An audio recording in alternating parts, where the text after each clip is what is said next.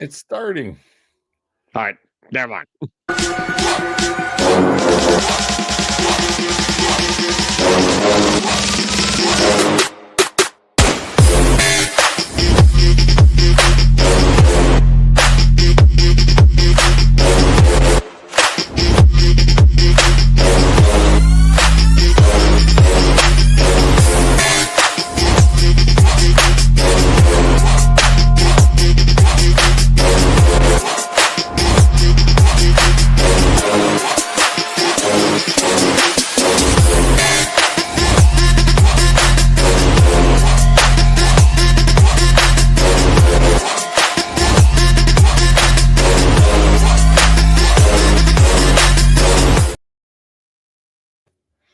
Welcome, everybody, to Dueling Aces for November 4th, 2025.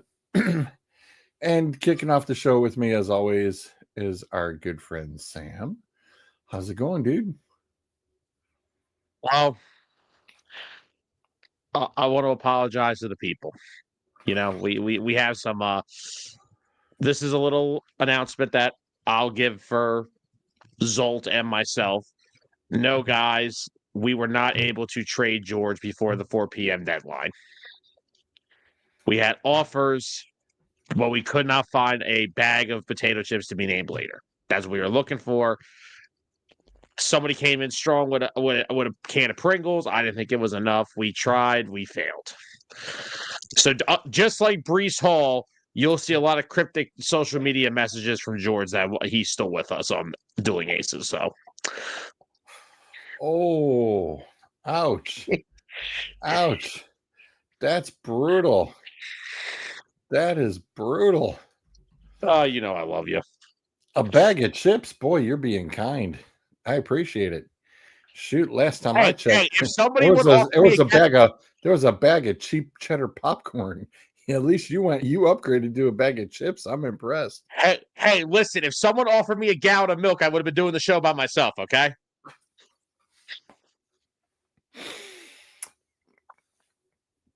Well, you went there first. Hey, you and I have both learned. We have been friends now for what? Going on 3 years since we've known each other? About that, yeah. We've both learned if we don't make fun of ourselves, it's either you be miserable about it or you just join the party and make it even funnier. That's all you can do. Right. For sure. Like me, I get criticized for my freaking hairline. I look like Avatar: The Last Airbender. I don't know. I think I'm a little stronger in the category. We're approaching the Stephen A. Smith of our foreheads are going to be starting at the middle of our head soon. Oh, that's when I just go all out and just shave it all off. Oh yeah, that's where I'm going to go to the barber and say, "Here, do your worst." Yeah. It's like, how low can you go? Call me Baldy Locks. So let's address the elephant in the room before we get to the NFL trade line. YouTube, you done foobarred. Oh my God. Well, hold on. I'm going to let you take this part of the show over because I am still a provider of someone who has cable. So I don't have these problems.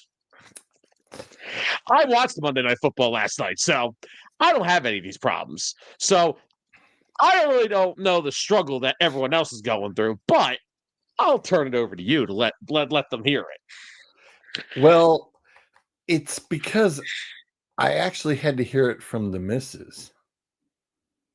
And you know that is not good.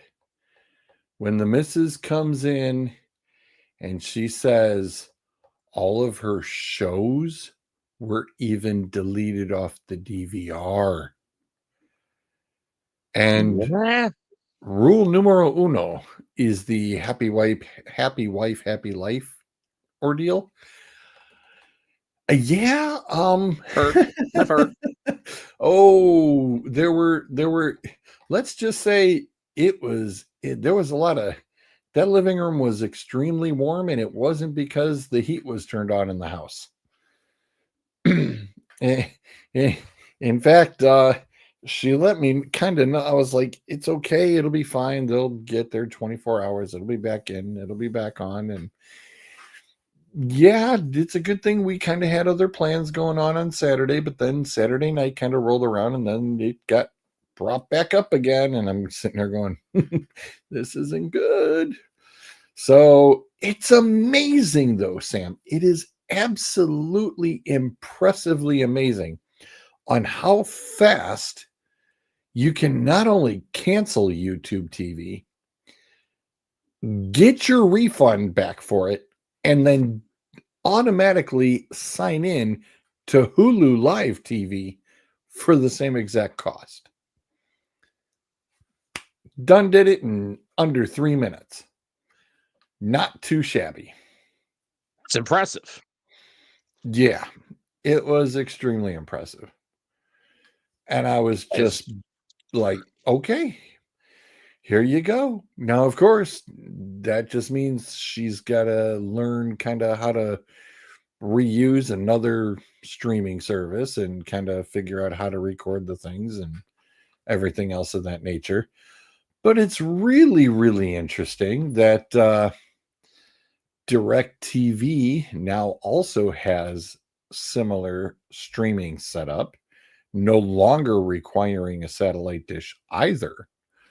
So they were also giving everybody the same ordeals of, hey, guess what? We got them. Come on.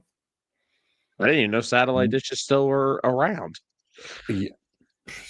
I was thinking DirecTV was gone by the wayside until when you kind of just bring up of streaming services, DirecTV is right there. And I thought, interesting. And then I thought back to, well, didn't DirecTV have Sunday Ticket? No, the NFL flipped Sunday Ticket back in 2023, I think it was, they said. And YouTube TV now has the Sunday Ticket, not DirecTV.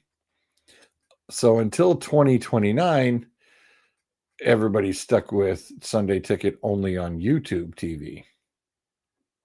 I think that's probably going to be the end of it at that point, Sam, because somebody brought this up earlier today. Now,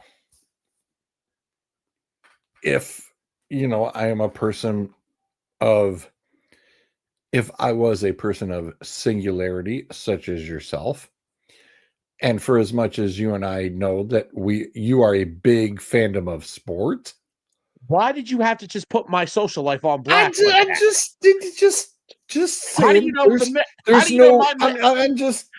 I'm just saying, as far as ring wise, there is no ring attachment.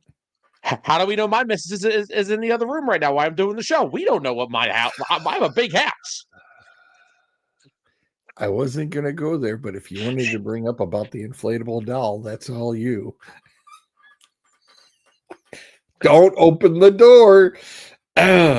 Anyways, I'm off camera for the rest of the show. that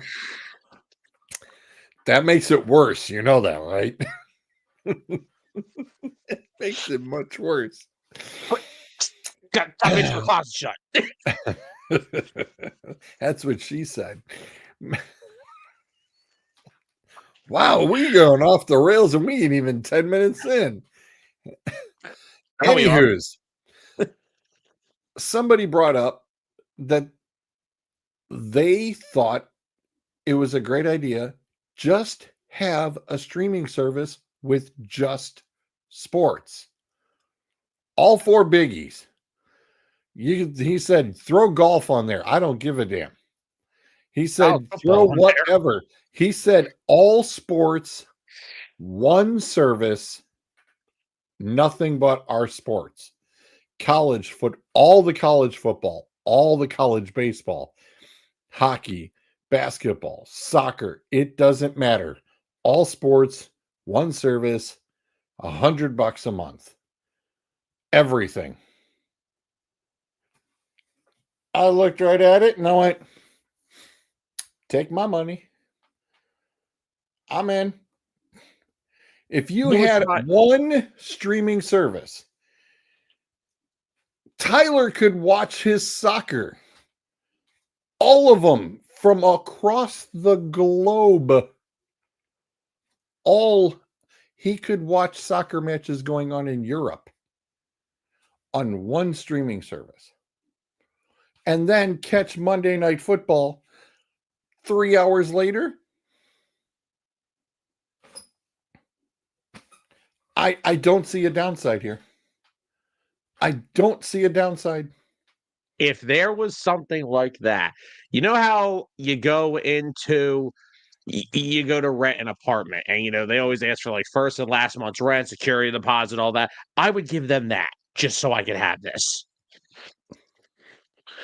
I'll give you I'll give you the first 5 months of subscription. I would 100% sign up with that. Because get this. As soon as ESPN was pulled and ABC, ESPN, the network was yanked off of YouTube TV, ESPN's app all of a sudden has appeared for $30 a month. Watch your ESPN for $30 a month. Don't miss your Monday Night Football.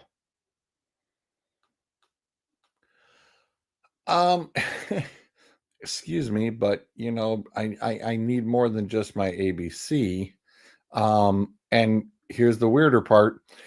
ESPN ABC also kind of owns Hulu and Disney and ESPN Plus, so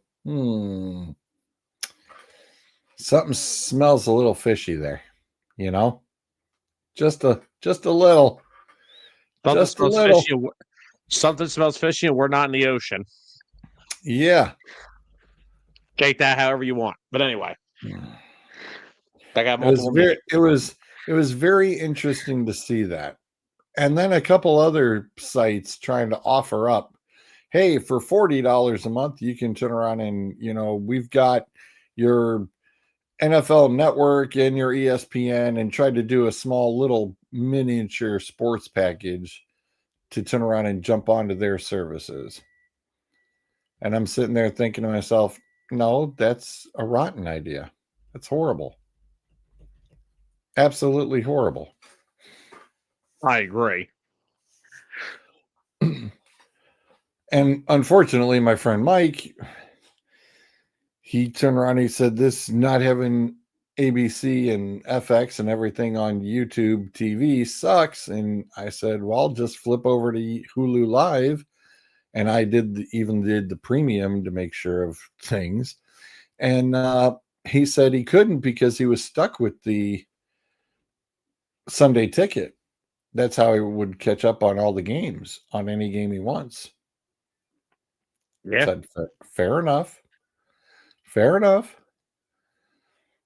I said, but you know what? Sunday ticket's just not that important to me. And Red Zone does a good enough job for me.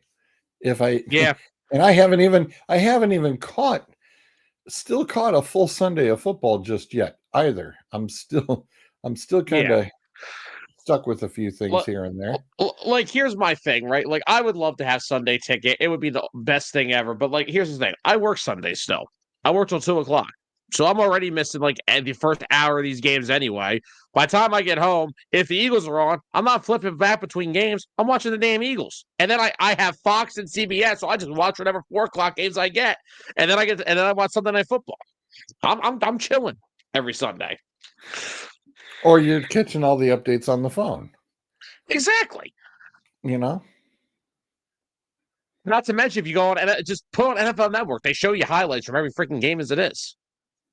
Correct. And they even bring in some audio live. And if you happen to be a serious person like myself, I can just dial up any of the audio I want off of any game.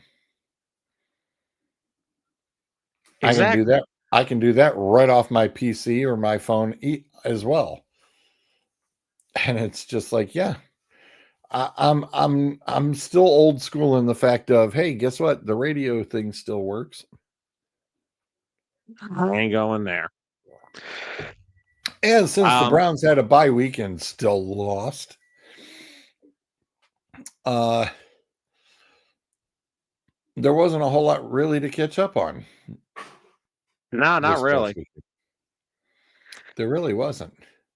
I don't want to. I got to catch glimpses of the final ending of the Chiefs losing to the Bills as usual.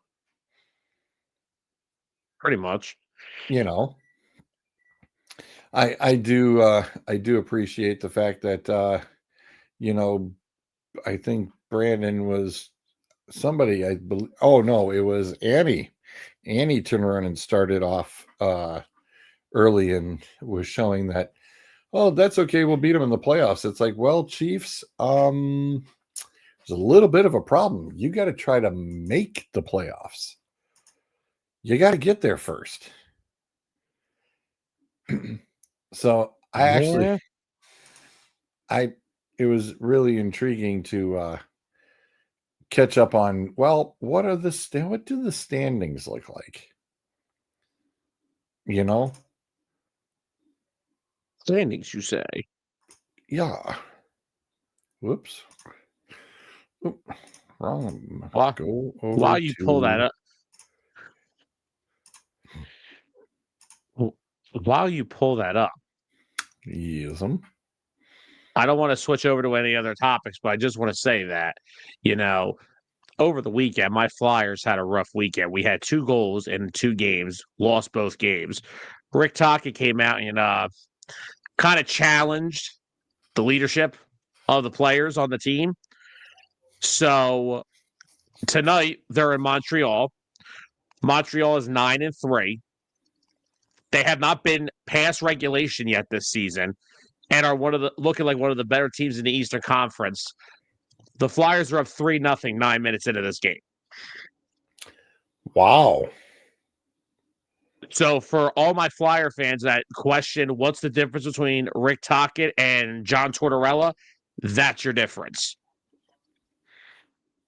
Impressive. So far, again, neither of my winter sports teams are going to be championship contenders. All I ask, can I be excited for the future? I'm pretty damn excited right now. True. You noted last night your guys' number 1 power ranking team being the Patriots. It's very interesting to see that the Patriots, the Colts, and the Broncos all are sitting at 7-2. And the Broncos, and those are not anywhere near who anybody had sitting through the first quarter of the season, sitting in first place. Not one person can say that that's who they had. There wasn't a snowball's chance in Hades this was happening. That's football for you. Things you change in a year. Just think of this, right? Just a very good example. Football is a year-to-year game.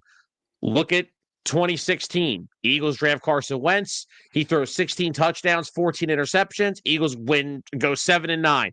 Next year, 13 wins. Wentz is the MVP frontrunner before injury. They win the Super Bowl. Things in the NFL change drastically on a year-to-year basis. Last year, at this time, Daniel Jones was released by the New York Giants. He is the heads-on favorite. All right, yes, he played a bad game against the Steelers. Okay, it happens. Right. He is now the favorite to win comeback player of the year. I was going to say, I believe we brought that up before. And he definitely deserves it, especially if the Colts do run away with being a number 1 seed.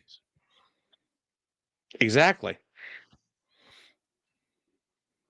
You know, this is Yep. this is seriously strange. It is seriously strange. And I And couldn't believe when we did those power rankings last night that all three of us had the Patriots at 1. I swore Tyler would still have the Colts at 1, even though they lost this week. But I'm not going to lie. When a certain trade went down this afternoon with the Colts, I did get an immediate text message from Tyler. I would like to change my change my rankings. number one. Yeah. I would like Because to switch my number 1 again. yeah, I was not going to be pulling the Colts out just because of I will still say it, a Halloween loss to the Pittsburgh Steelers. Exactly. We know the Steelers. They look great up until December, and then it all falls apart. It was kind of funny though that I did turn around and I mean, the AFC North is just that bad this year that Pittsburgh is sitting in number 1 spot. It's like, interesting. Yeah, it took for the entire Ravens defense to be on IR for that to happen. You still got to play the games. Exactly. And that's why when we did our rankings last night, I strictly said none of my rankings have to do with strength of schedule. Yes, I took into some quality wins. I took into how the team has looked, but I don't care who these teams play. Last time I checked, these are all NFL football teams.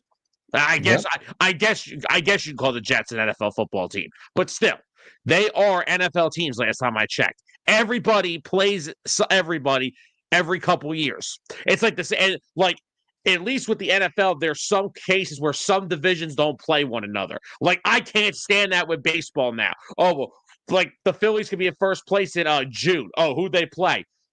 They're gonna play everybody, so it doesn't matter. Yep. Like I'm so tired of the strength of schedule shit.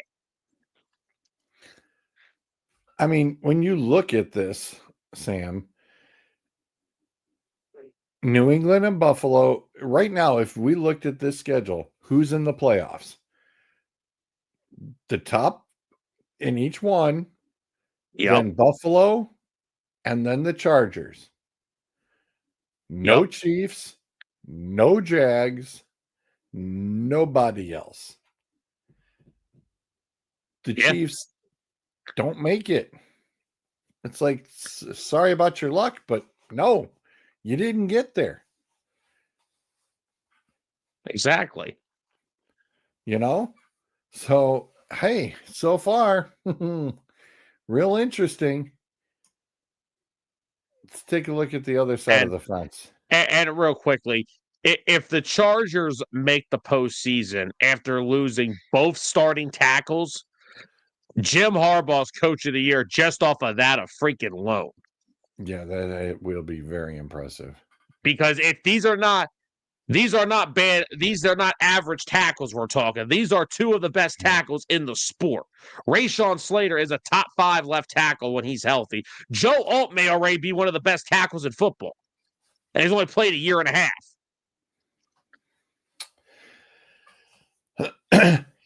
Now to the other side of the fence. This is where it gets a little dicey.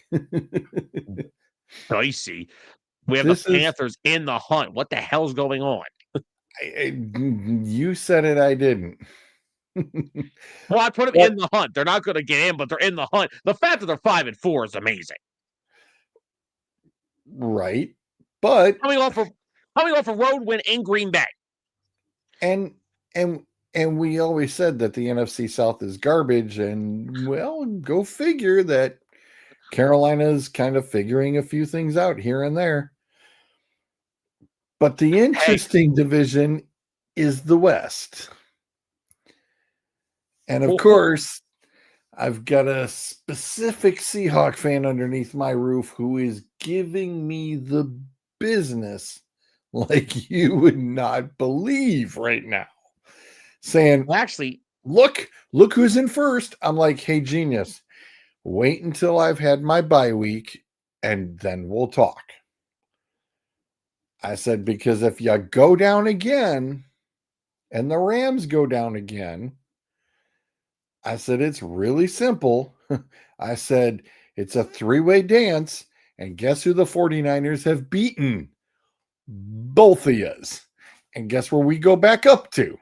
Back into first place. So don't get too comfy and cozy. Still plenty of football to play. Lots of football to play. I actually have a little bit of a update for you about your Niners. It's actually nothing bad. Well, I mean, it's not good, but it's not injury. It's a report from Jordan Schultz came out about 20 minutes ago, said the Bears and 49ers were amongst teams that tried to trade for Jets pass rusher Jermaine Johnson. However, New York's asking price for him was a second round pick. Neither team met that price. The Bears went over to the Browns and got a defensive lineman there. San Fran did acquire Keon White from the Patriots a couple days ago, so they chose just to stand pat. I'm sure they wanted to add another one after Michael Williams went down with an injury, but just thought I'd throw that out there for you. Yeah, it's John Lynch is kind of sitting there going, we know we've got certain depth. We've got depth in areas, and it's just like, let's see kind of what plays out. Are we that, the one thing that I like about Lynch is I'm sure Jed York is sitting there going, yeah, let's, and then John's going, no, Shut up. sit down. Let me Sit do down, my let me job. do my job. Just sit down. Just sit your butt down. Just sit down. He's got to treat him like he's a 5-year-old. Just sit there. Strap him in the chair if you have to, John. Jesus. I wish I bet the Cowboys wish they could do that with Jerry Jones. Oh, I'm sure. I'm sure. Even But though I'm not you gonna, don't I have don't to have a knee-jerk reaction no. just because it's the trade deadline. Dude, chill. It's a I trade agree. deadline. It's not like it's the end of the world. No. It's not like you have to do something. I mean, there's a lot. The chill off the lake off of Cleveland came backwards, and it's like, wow, the fans are peeved. They wanted something done in Cleveland. Why? What were they gonna do? What were they going to do? I'm sorry, were you looking for somewhere to make improvement, and did you have money or anything to go with it to go get things? No. I mean, as you brought up earlier about the Brees Hall thing, I'm sitting there going, well, that came out of the left field. I mean, yes, I understand that the Jets are giving a few pieces away, but What happened today with the Jets was the start of the fire sale. And it's going to continue into the offseason. I don't know. I mean, Sauce has been back and forth. So guess what? I don't treat that as a loss, dude. I really don't. Trading away at worst, trading away one of the 10 best corners in football is not a loss. Would you consider Ramsey still in that category? I've never really had Ramsey in that category, so Okay, some people have. I'm just saying. I've Some never people. really. I've liked Ramsey. I've always, if he was ever in that tier, I've had him towards the back half of it. I've definitely never. I think some people tend to overrate Jalen Ramsey. Okay. Now, I'm not saying Sauce is the best corner in football, but at worst, he's in the top 10. I understand the first 2 seasons, he was probably the best. He was probably the top 2. I understand the last couple of years have been a little inconsistent with injuries and all, but you know what? Maybe for someone like that this is what you need, a change of scenery. I mean, let's be real. Again. Remember, it's an again because he was with the Saints for a cup of coffee. The whole thing is just the Jets are clearly realizing that they are not there. They have tried this game 1,000 times. They keep getting it wrong. And honestly, they got a great haul back for all these players. 2 first-round picks for Sauce is great. The return for Quinton Williams was great. Here's the problem. The NFL is a very strange game. Here's the problem with what people around the NFL talking about the Jets have. They keep saying, oh, well, the Jets have had one of the best defensive units in football for a couple years now. They've got premier talent. They have this. They have that. Do you understand that you could have the greatest defense of all time and it will not matter because the most important position on the football field you can't get right? Fair So enough. guess what? If I'm the Jets, I'll say one thing. They're hitting home on something. No pun intended. That offensive line's getting good. Fasanu, Membu, Anthony, you guys traded a third, a fifth, and something else for aging Marshawn Lattimore. Get out of here. What's up, Anthony? Anthony knows I want. Anthony always gives me a comment that I just strike back at him with something. I don't know why. But all right, Anthony, give me this then. Give me every corner in the league that's better than Sauce that is worth 2 first-round picks. That's how we'll settle that. I want to know how many corners are worth 2 first-round picks.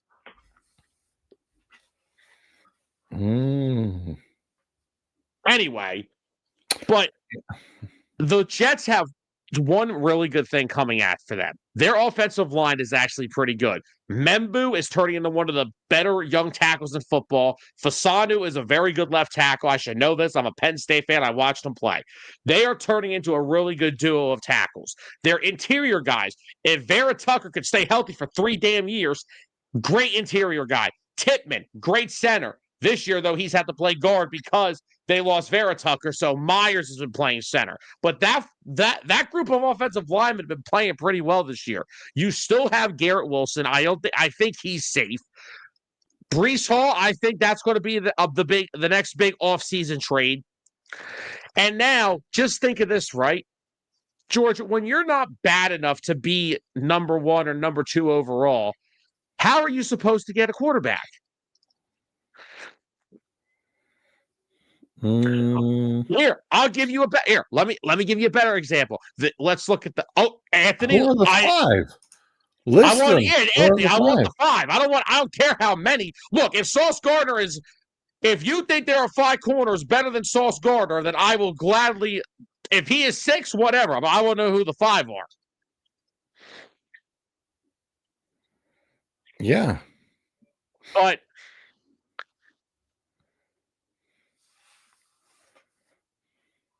Let's go. Example, Rams, 2015, they needed a quarterback. Eagles, 2015, needed a quarterback.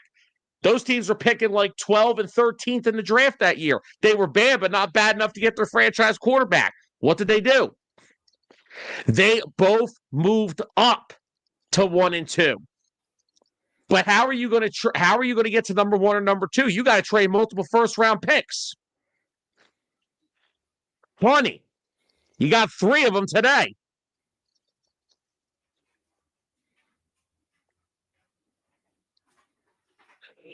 If I am the Jets, I am packaging at least 2 of those first-round picks, and I'm moving up and getting a quarterback. Ty Simpson, Mendoza, I don't care. This team needs a damn quarterback. They are never going to be relevant until they get that position right. Sauce Gardner, Quinton Williams can anchor that defense for 5 more years. It wouldn't matter. Well, right now, the Jets, by winning, they kind of blew it with the first overall pick. What do they got? 1 win? Yeah. You could still sneak it in there. Well, I believe it's now, is it Tennessee or New Orleans who's got it? Oh.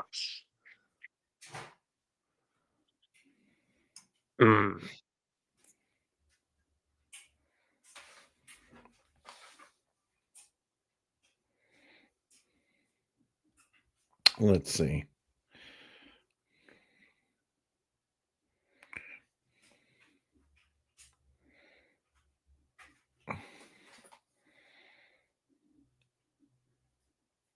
Yep, it's Tennessee, then the Saints, then the Jets.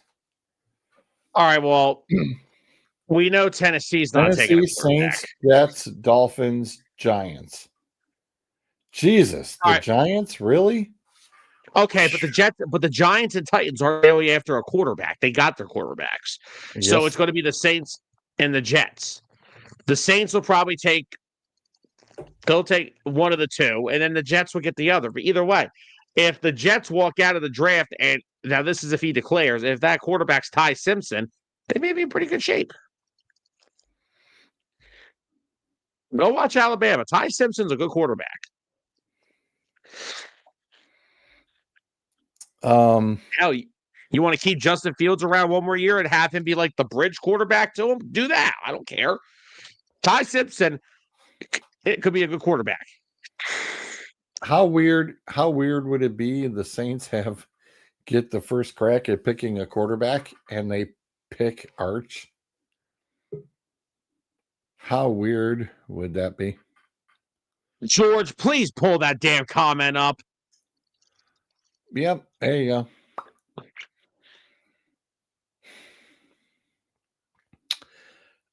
I can go with the 2 out of the 5. All right, hold on. I will give you Ward. Yeah, that's the one him and Sertan I would give him. Sertan, I'll give you 5 first-round picks if you want the damn thing. McDuffie, I'm a little it's a little weird. Like I would maybe a 1 and a 2. Anthony, there is no way in hell that Diamador Lenore and AJ Terrell are worth more than Sauce Gardner. Get the absolute heck out of here. Yeah, that's ridiculous. And McDuffie's not, and first of all, McDuffie's not a better outside corner than Sauce Gardner. He doesn't even play there. He plays a lot of nickel. He plays a lot of safety. He's not even a standard outside corner. All right, yeah. Wait, what now, kind see, of if you sauce would are we talking about? if you would have said Buffalo sauce? No. Like sweet if you chili would've sauce? said- Like No. soy sauce? No. Horseradish sauce.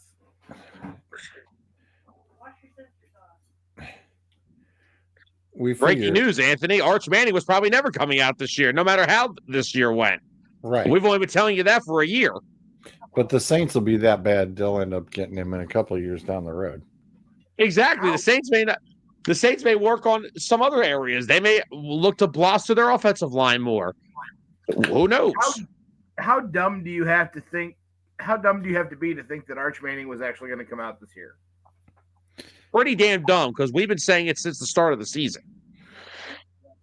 Every single one of us on my show, this show, we've all said it. There was never a guarantee. And if there was any of a chance of him coming out, it was probably 1%. And that was before the season even started. Now that everything's happened and how the season has gone, oh, it's definitely not now. But no, I don't know where we got to with this. With this whole, people can always just kept saying, "Oh, Arch Manning's going to be number 1." No, he's not, because he's not coming out this year.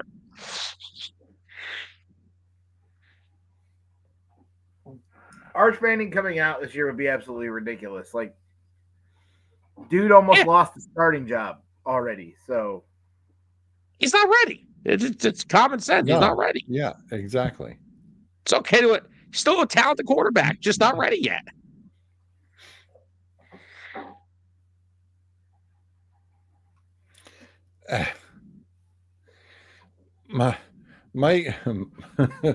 Mike's been kicking a few comments, and it's been a little bizarre because I can't see any of them coming through, which is really getting annoying.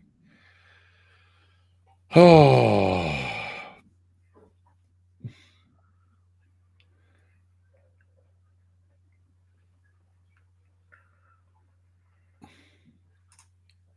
for some stupid reason, something's not public on.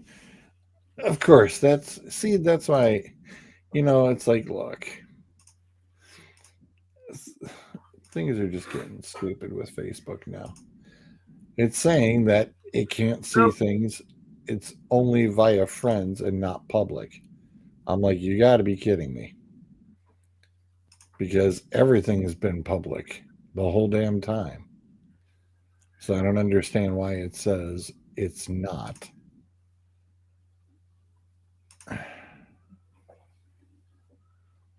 Yeah, everything. It is very interesting that it is not coming up as. Yeah, it's not coming up as public. Very interesting. Very, very interesting. Sorry, Mike. It's really odd that they are not popping up. Mike said, heard the Browns versus Jets game has been moved to 4 a.m. on Tubi. At least it's free. Oh my god.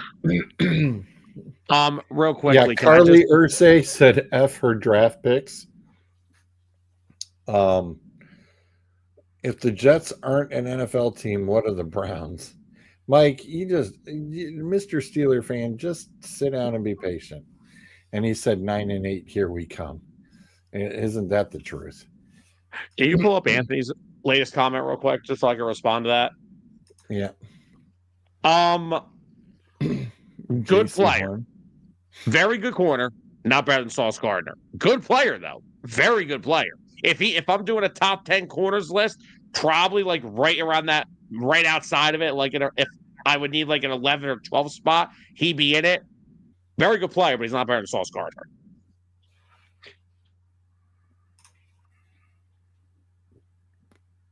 And I don't want to come off disrespecting Lenore either in San Francisco. He's a hell of a player. Yeah, but still.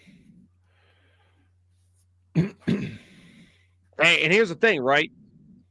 Sauce is going to a talented team.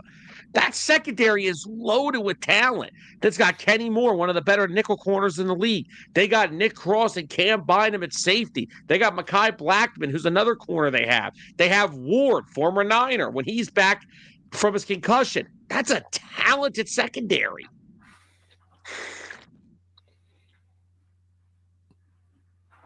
Jets don't have that kind of talent in the secondary this year. It was Sauce, and that was it.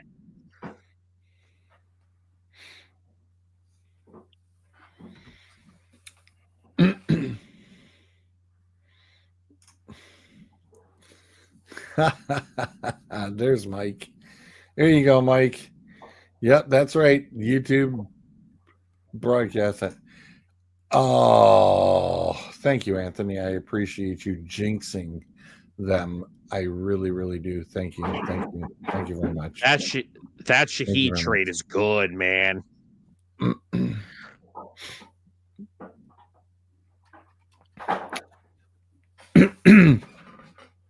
So, yeah, pretty much the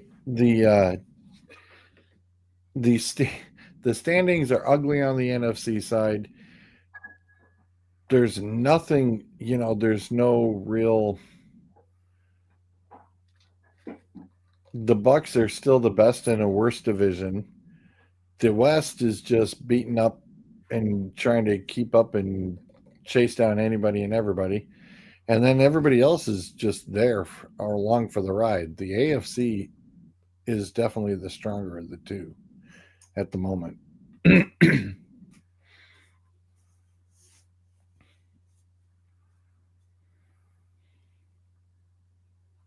Yeah. I mean, if you look at the AFC again, you got two teams in the East, one in the North, one in the South, unless maybe Jacksonville plays a little bit better. But until Trevor Lawrence stops turning the football over, their offense is never going to be a complete unit. The West, maybe three. The Bills aren't running it right now. Anthony, they're not even running it currently. And New England owns the tiebreaker. So guess what? That's gonna suck. I try more. I try telling people. Mike, Honestly, Mike, it's a different ball game now. I mean, your Steelers are holding up the top end of the North at the moment because the rest of the teams just blow. I mean, yeah, that's what's going to get you to there, but it's like you said, 9-8, here you come and get bounced out again in the first one. Anthony's saying the Bills will win the division. I don't know about them apples. We'll have to wait and see. Patriots are winning that division. thank you. Yeah, it's a rounded out team, and the best part about it is you didn't have to turn around and put it together with a whole bunch of superstars. You put it together with a lot of good, solid players. Patriots are going to win that division, and the Bills are going to be lucky to make it out of the first round of the playoffs. The way that defense is, you're not wrong. Well, they'll only have to sit there and play either Jacksonville or the Chargers anyway. Oh. No, I'm not going to bet somebody I don't know $20 that I don't fucking have, dumbass.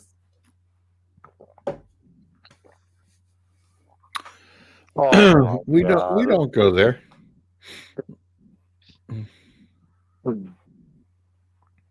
We do not go there.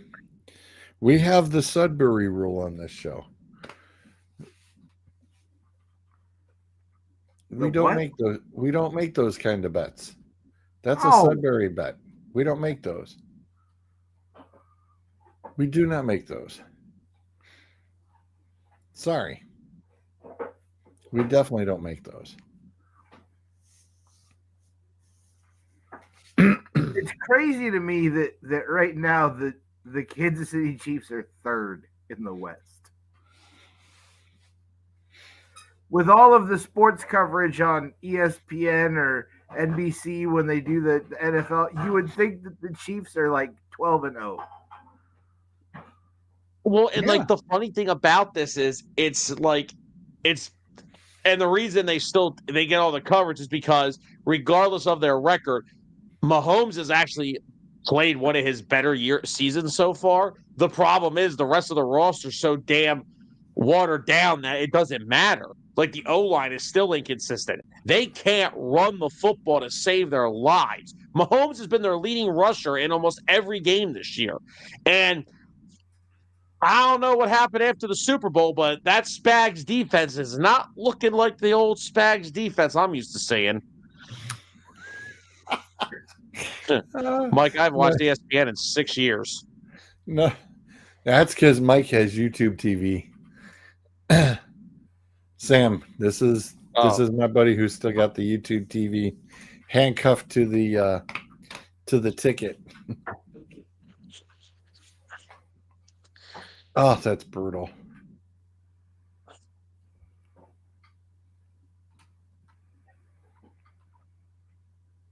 But no, and a big reason why the Patriots are having the year that they're having is because almost everything they did in the offseason has made an impact on their team. Let's just start with Mike Vrabel. Mike Vrabel gets the Patriots culture. He was a former Patriot. The guy played there. He gets the culture. He's an experienced head coach. He's not a Gerard Mayo who they clearly did not hire to be the long-term answer. But Vrabel gets it. He's been to the postseason with Tennessee with Ryan Tannehill. They were the 1 seed at one point. You go look at every defensive acquisition they made in the offseason. Milton Williams has like 4 sacks already at the defensive tackle position. Robert Spillane, they signed for him. He's the middle linebacker from the Raiders. He has 70 tackles and 3 interceptions on the year. Carlton Davis is playing a perfect number 2 corner role opposite of Christian Gonzalez when he's been healthy. This is a Patriots defense that literally drafted Keon White in the second round 2 years ago. They traded him. They gave Kyle Duggar all that money from safety, They traded him to Pittsburgh. They signed Kalavian Chason, who was a former high draft pick of the Raiders. Hasn't worked out in the NFL. He's got 5.5 sacks on the year. They signed Harold Landry, who he was in Tennessee with Vrabel. He's got 5.5 sacks. Then you go to the offensive side of the ball. Can we just start giving Travion Henderson a damn football 25 times a game? The guy just makes plays every freaking time he touches the football. Stop with the Ramondre Stevenson stuff. Henderson is the running back one. Stop acting any different. And then if you look at their offensive line, this is what I mean about. I've always been the one to say I don't like hearing about the Patriot way. I think it was a bunch of stupid crap. It was never the Belichick way. It was Tom Brady was the Patriot way. The guy took that and went down to Tampa and won another championship. He was the Patriot way. But the culture of the Patriots all those years was what? Strong defensive play, strong offensive line play. What did the Patriots do on the offensive side this offseason? All right, they signed Stephon Diggs. Okay, Diggs is what he is. He's been a solid veteran leader for that receiver. Yeah, I was going to say he's been a solid, and he's been keeping his mouth shut. Yeah. So he's been fine. But if you look at the offensive line, Morgan Moses is play right tackle. Now, he's pretty long in the tooth. He's up there in age. He's playing solid. They signed Garrett Bradbury away from the Vikings because the Vikings cut him to sign Ryan Kelly from the Colts. He's been really good for them at center. But the two main building blocks of that offensive line came in the draft when they took Will Campbell, number 4 overall, which, by the way, he was guaranteed to be the best player in his draft class because he's a freaking left tackle from LSU. And everyone I had to hear about was, oh, he can't play tackle in the NFL. His arms are too short. He's got one of the best pass blocking grades in football. He's played 9 career NFL games. The only other tackles that I've seen have immediate impact on teams like that, right off the jump, Lane Johnson and Joe Alt. Will Campbell's looking like he may be just as good as them, if not better. And then another one is they drafted Jarrett Wilson out of Georgia in the 3rd round. He was a center. He had the highest pass blocking rate in college football last year. He was a 3rd round pick. He opened the year as their starting right guard. He's been amazing ever since. That's why and not to mention Drake May's playing like a freaking MVP candidate. His passer rating almost every game is over 100. He's second in the NFL in completion percentage behind Jared Goff. The only difference, Drake May doesn't have Amon-Ra St. Brown and Sam Laporta and Jahmyr Gibbs. That's why they're in this spot. I will take my bets with the team that can go into Buffalo and beat Josh Allen.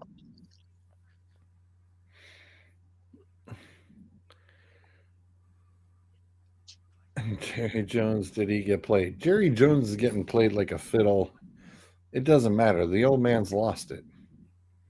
Why are we all like, okay, first of all, can we reiterate I'm an Eagles fan? Who cares? They have one of the worst interior defensive lines in the league. Why is upgrading that a bad thing? He said it after the Parsons trade. He literally said, I may take these assets and I may go trade them for another Pro Bowl caliber player.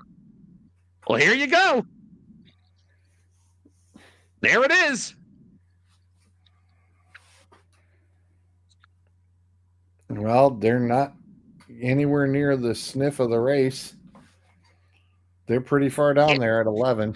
Oh, I understand that, but it's not like Quinnen Williams is a free agent. He's going to be on the Cowboys for the next 2 or 3 years. I'll tell you, as an Eagles fan, I'm pissed. As an Eagles fan, I'm pissed. Quinnen Williams is a freaking problem. He's a good player.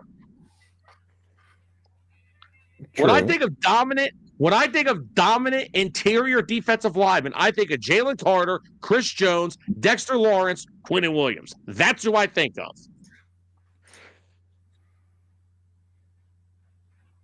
He's a 27-year-old who's a former Pro Bowler.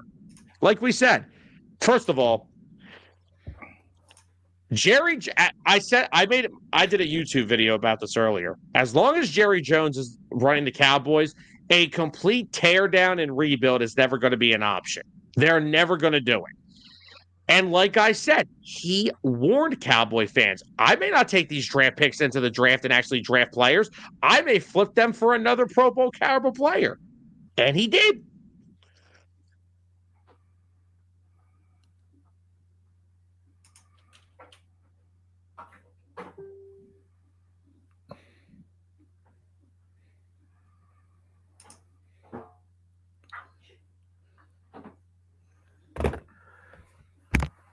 So, for the Super Bowl this year, doesn't Yes. matter who plays in it. Whoever's ahead, when we get to 2 minutes before the 2 minute warning, when we get to 2 minute warning, fourth quarter, what we're going to do is we're going to even the scores up, and then both teams are going to play just a 2 minutes of sudden death.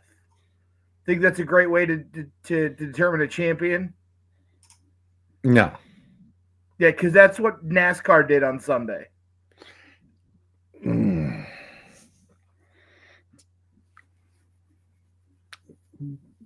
Yeah, I sniffed a rumor about that, and I wasn't sure, and I was just like, well, So the playoff check format. the bruiser on that one. So they did do that. They did do what I thought they did then, huh? Ouch. Well, hold on. So here's the playoff format is 10 races, 16 drivers. If you win a race during the regular season, the first 26 races, you're automatically in the playoffs. Okay. Yep. You have 3 rounds, three race rounds, and then a championship race. So 16 drivers start at Darlington on Labor Day weekend. After the first 3 races, they eliminate 4. After the next 3 races, they eliminate another 4, so they're down to 8. After those 3 races, they eliminate another 4, which gives you the championship 4, which raced in Phoenix this past weekend. That was Denny Hamlin, William Byron, Chase Briscoe, and Kyle Larson. Now, to become champion, you do not have to win the race. All you have to do is be the highest finisher out of the championship 4. So one race. What's that? I said interesting. It's a one race. It's supposed to be this drama-laden thing. It's manufactured. It's bullshit. Denny Hamlin, who has not won a championship, led 209 laps. On lap 309, William Byron cut a tire and hit the outside wall, bringing out a caution. Denny Hamlin ended up finishing the race 5th after the overtime restart. Kyle Larson, who has not won a race since May, was on a 24-race winless streak. Did not lead a lap in the championship race, finished 3rd in the championship race, and at one point was a lap, almost 2 laps down and out of it, wins the championship. Wow. Denny Hamlin, who won the most races all season, won the most stages all season, and led 209 laps, had 2 wins in the playoffs, 3, I think, 2. Had 2 wins in the playoffs. Doesn't win a championship. Would you like to see the NFL, the college, the MLB, would you like to see a champion decided that way? No. Yet somehow when race fans are like, yeah, no, I'd rather see like a 3-3-4 playoff where the championship round is 4 races and not 1 race. Somehow we should just accept the results, because because he's a deserving champion. I'm sorry, you lucked into it on a pit call. You didn't earn it.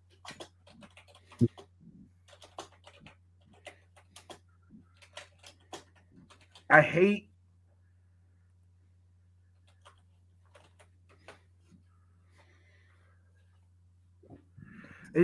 the way that somehow we get especially NASCAR gets way out ahead of itself trying to manufacture. They talked about how the stick and ball sports have those Game 7 moments, and we want those Game 7 moments in NASCAR. I'm sorry. You could have had a Game 7 moment of if you froze the field at the caution and didn't allow positions to change on pit road. That would be a game because Denny Hamlin and Kyle Larson were going to restart side by side. That would have been a Game 7 moment. But instead, you had to manufacture one.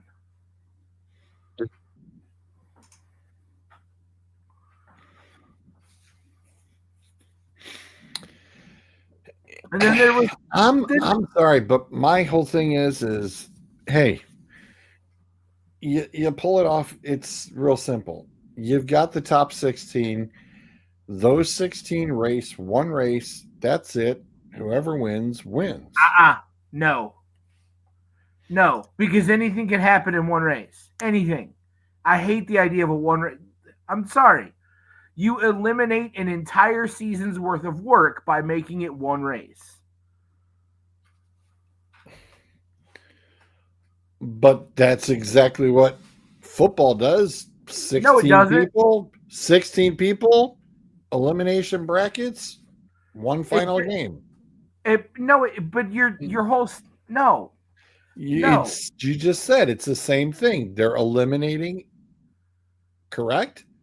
They start eliminating in that race, right? They eliminate each one after. But football, baseball, basketball, it's not the same. It's not. You know why? Why? Because the whole season has to matter. The Chiefs, the Bills, the Bengals, the Browns, doesn't matter. You want the best record in your division and the best record overall so that you can get the best seed in the playoffs so you can have home field advantage throughout. You want to be what you did in the game before matters in the game that you're playing. You do a one race playoff in NASCAR, one race? Nah. What happened in May doesn't matter. What happened in June doesn't matter. What happened last week doesn't matter. Because all I have to do is be good for one race, and I'm the champion. You need to. The thing about NASCAR is it's always been man and machine.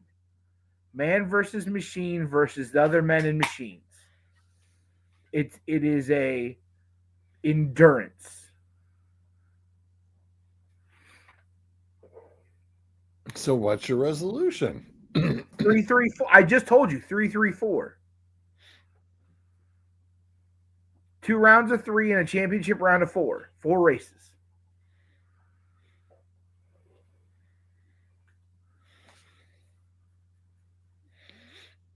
Okay. You eliminate 4 in the first round, you eliminate 6 in the second round, and you have a championship 6. Who still could technically be the same situation. Over 4 races, you're going to luck into it over 4 races. Did the Baltimore Ravens not win a Super Bowl with Trent Dilfer and a kicker? And an amazing defense and a kicker? And an amazing defense. George, they have one of the greatest defenses of all time. I'm sorry. I was being sarcastic. Being sarcastic. Come on. It didn't come across that way. It definitely did not come across as that. Come on. It didn't. Yeah, it was all did the not. defense. Hello. Yeah. The So yes, you can luck out. Sure, you can. how did no over 4 races you're not gonna luck out. Okay. You're the likelihood of someone lucking into a championship over 4 races is so statistically and probability wise extremely low. Because if you say we're going to decide the championship on points and finishing order and whatnot, that means you actually have to apply your. The problem is now in the way that the 3-3-1 scenario is that the first race of the third round this year was Las Vegas. And it has been for the past few years. The individual who has won Vegas has gone on to win the championship 4 out of the last 6 years. Okay. Won Vegas, then you don't have to worry about Talladega or whatever races after that. You don't have to worry about Martinsville. And then all you got to do is show up at Phoenix. So you have 2 whole weeks or almost 3 whole weeks to prepare your car for one race. That only 4 drivers are going to race in for the championship. It's going to be a field of 40, but only 4 really matter because those are the 4 racing for the championship. As opposed to 4 races where if you won Vegas, doesn't matter. You got 3 more after that you got to show up for.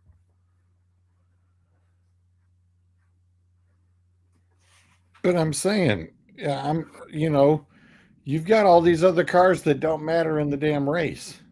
So you got all those other cars that don't matter in a damn race throughout the playoffs. No, that's what I'm kind of leaning at. The hell with all the others. So where are you going to put the sponsorship money? You're going to tell Rick Hendrick that has 2 cars in the playoffs that he can't bring Chase Elliott or Alex Bowman to the track when Napa pays him millions of dollars every year to plaster their logos all over a car? Or Christopher Bell or Ty Gibbs? You're going to tell Roger Penske he can't send Austin Cindric and Joey Logano to the racetrack? Did they win? If they're not in the playoffs, if under your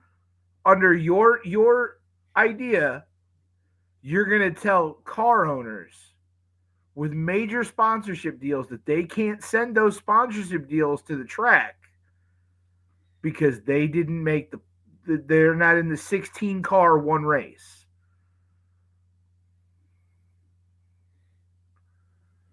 Good luck fielding the field the rest of the year because they're going to tell you to go fuck yourself.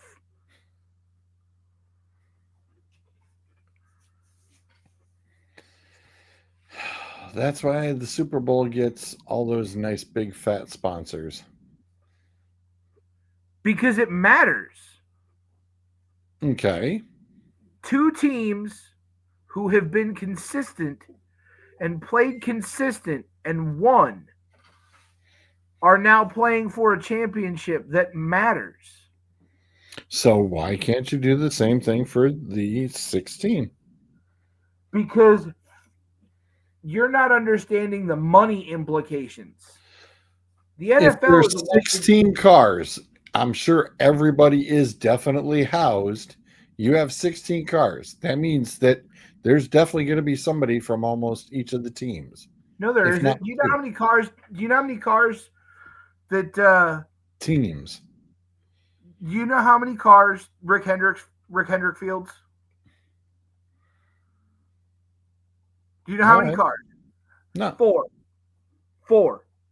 All 4 of them made the playoff this year. Okay. Roger Penske has 3 cars. All three of his made the playoffs. There's 7 right there. Gibbs, 4. Gibbs fielded 3 out of the 4. We're getting there, Mike.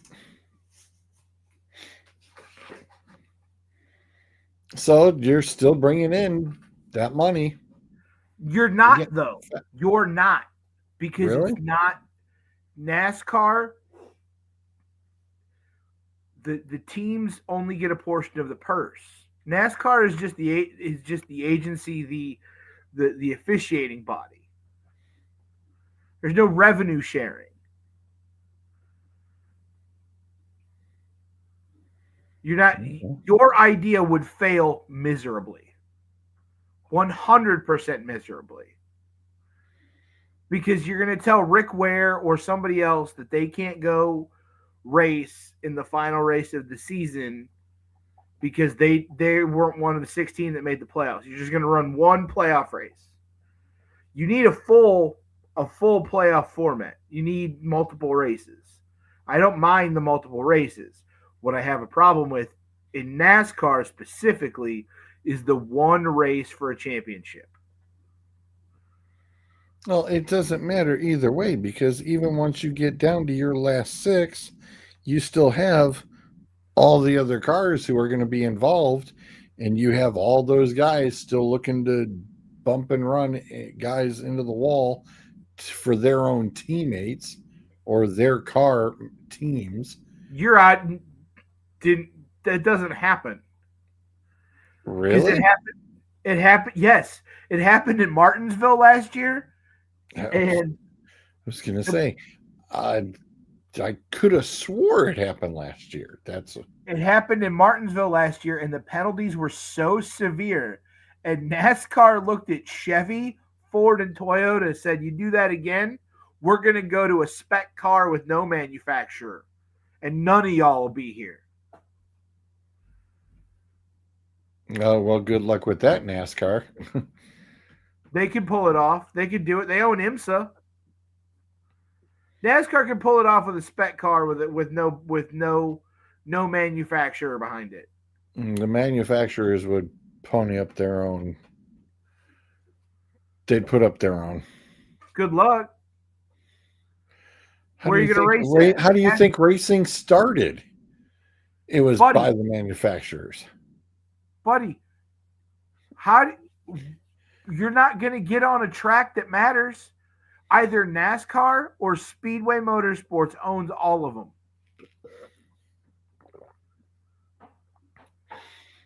Okay. They do.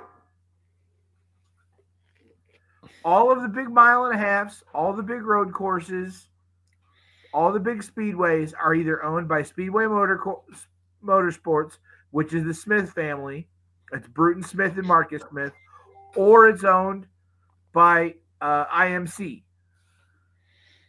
The only one that's independently owned right now is Indianapolis.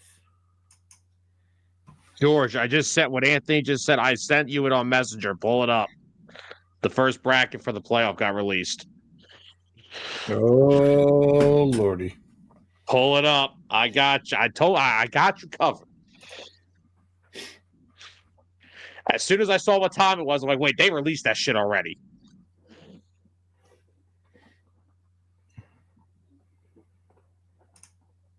This should be interesting.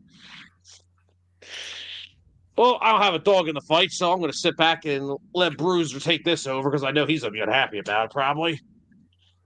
I mean,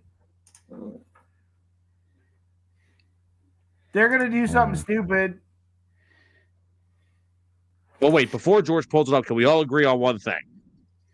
Yes, I know all of us agreeing it's like tornadoes, but can we agree on one thing? Fuck Notre Dame. Notre Dame shouldn't be in the playoff. No, they shouldn't. They were beating up on teams like Purdue and getting moved up almost, it felt like 3 spots a week. And meanwhile, Texas is winning. They're only moving up like 2, 1. I won. Well, they dropped. They won one week and dropped. Yeah, like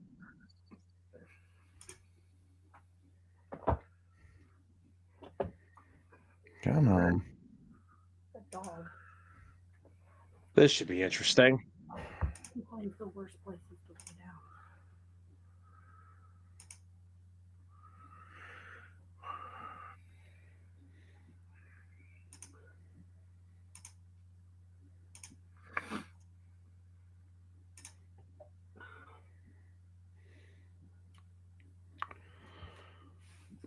down. So that's just at the moment.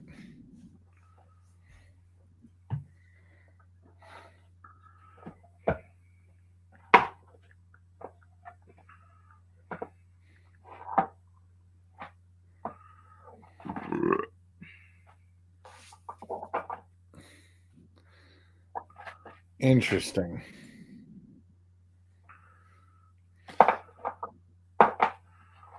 Okay. I don't have a problem with the top three. OSU, Indiana, and A&M. It doesn't bother me. Okay. But in the AP top 25, 7-2 Oklahoma is ahead of Texas. Texas beat Oklahoma. I'm sorry. If a team beat you, you should not jump them in the rankings. I agree. Like what is I that? agree. 6-2 Notre Dame is sitting at 10th. They're not 10th. They should be 12th. Agreed. Yep.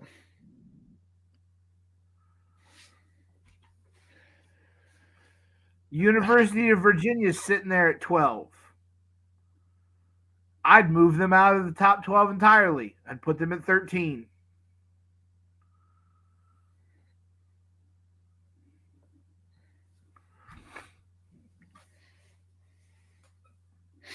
You have teams that are like, you moved up Oklahoma 7 spots this week. They were 19th and you moved them up to 11th.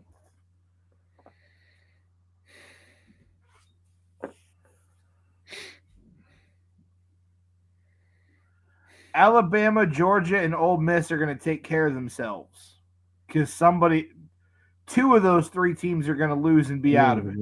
Yeah, they're going to lose again. BYU is probably going to lose.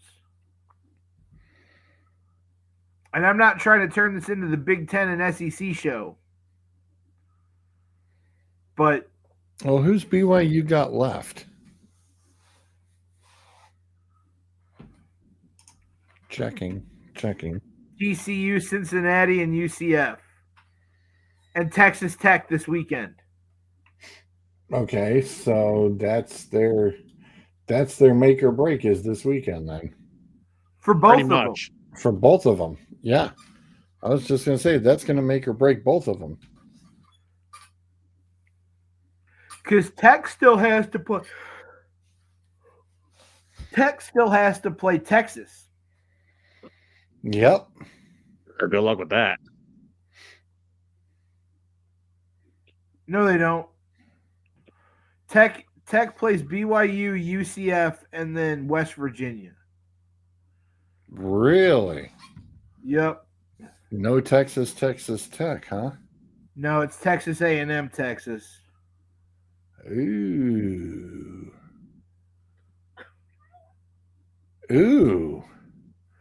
Wow, that makes things real interesting when you're looking at that schedule. Because Texas plays Georgia this weekend, then they play Arkansas, then they play Texas A&M. Poor Mike. Couldn't view it. It was on ESPN. Poor Mike. I am so sorry you're stuck with that YouTube TV, my friend. Oh, that sucks. You're talking about Texas, who could this weekend solidify their conversation and possible place in the SEC title game. You beat Georgia and A&M.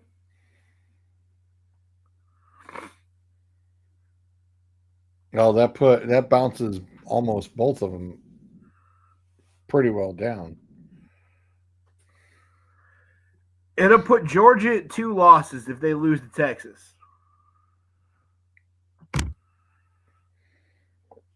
Yeah, it'll push them down pretty good, but I don't think it's not totally out. But It won't push them A&M, out, but if it doesn't jump Texas up into the top 10, I'd be amazed. yeah. Oregon plays Minnesota, USC, and then Washington to end the year. Which at this point in time is pretty much a cakewalk. Alabama's playing Oklahoma this weekend. And remember, Oklahoma beat Alabama last year. Right. Then they play Eastern Illinois and then the Iron Bowl, which throw the records out during the Iron Bowl. Right. Well, and the other thing, and I'll bring it up, Ohio State has to play Michigan, and they have not beaten Michigan. In One 6 of the years. teams, one of the teams that has the easiest path is Ole Miss. They Well, play because you know that piece of that bracket's going to change a lot. Well, Oh, yeah. I'm talking what they have left on the regular season. I don't care about the bracket at the moment. They play Citadel, Florida, and then Mississippi State in the Egg Bowl. Okay.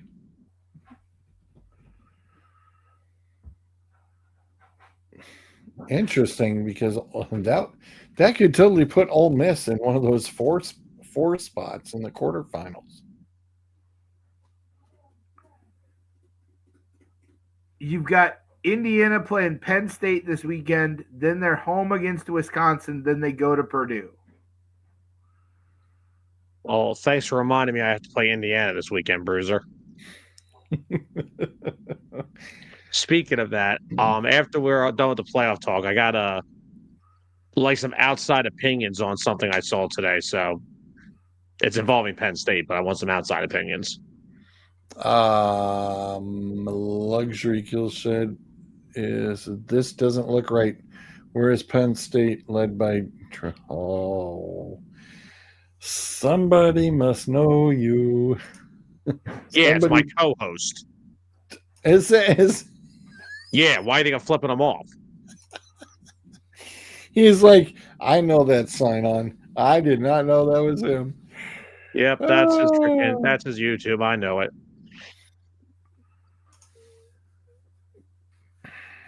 I'm assuming Mike was responding to what I have to ask. Yeah. Georgia could have 2 losses at the end, 2 more losses to finish the year. Well, if they get 3, they're out. They play Mississippi State this weekend. Then next weekend, they're at home against Texas. Then they play Charlotte, which, big deal. Charlotte's 1-7. But then they play Georgia Tech. Oh. And Georgia Tech has been sneaky every other year in playing spoilers against somebody. Okay. Ohio State plays Purdue. Then they're at home against UCLA. Then they're at home against Rutgers. And then they go to Michigan. Yep.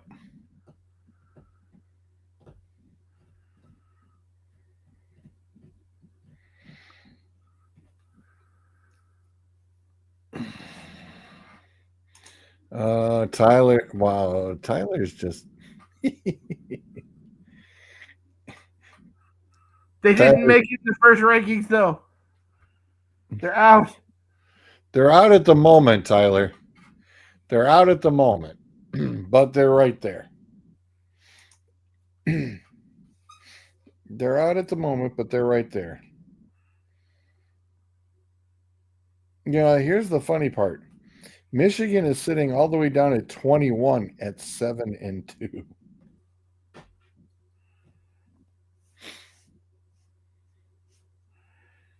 Yeah, but If Michigan wins out, you don't think that they're not going to be able to climb back up in? No, And they they won't. do. They won't No. get into the playoff. hell no.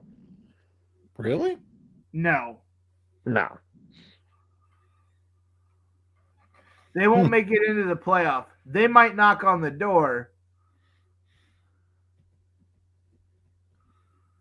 Again, we have all said the same thing, Anthony. We can't figure it out. I'm trying to figure out Yeah. who at Notre Dame has those X-rated pictures of Condoleezza Rice. They got someone. Oh. Someone's got something. Yeah.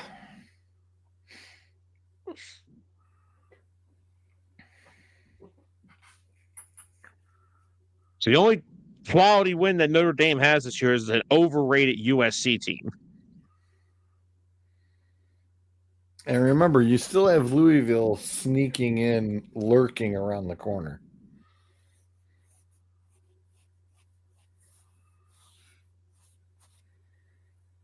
You know? Louisville's at 15th. And they don't play anybody. They only play one more team with a winning record.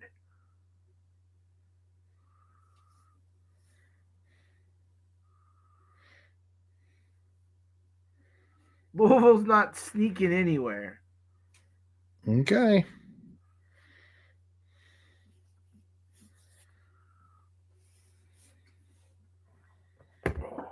Okay.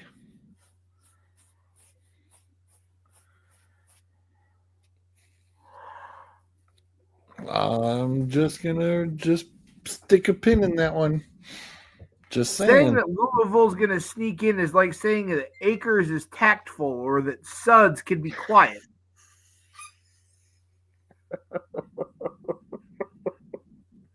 Or that me and Bruiser could go a whole show without cracking one joke on you. Yeah, that ain't happening. I can do it. I've done it. I have not, so.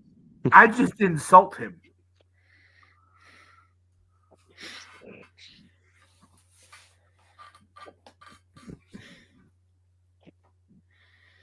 Yeah, it's unfortunately there's still a long way to go with this, and I know I'm gonna have to set this up.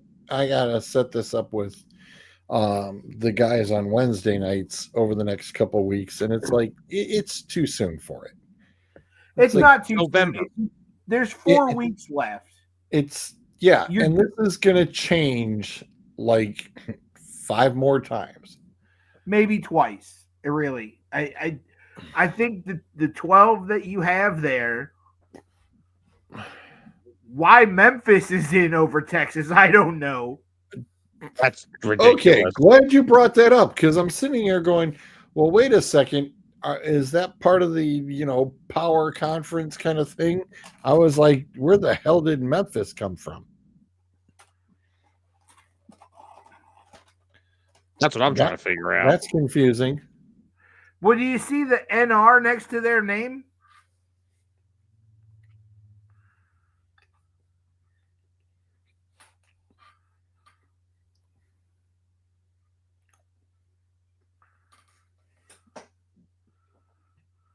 Yes, I do. You know what that NR means, right?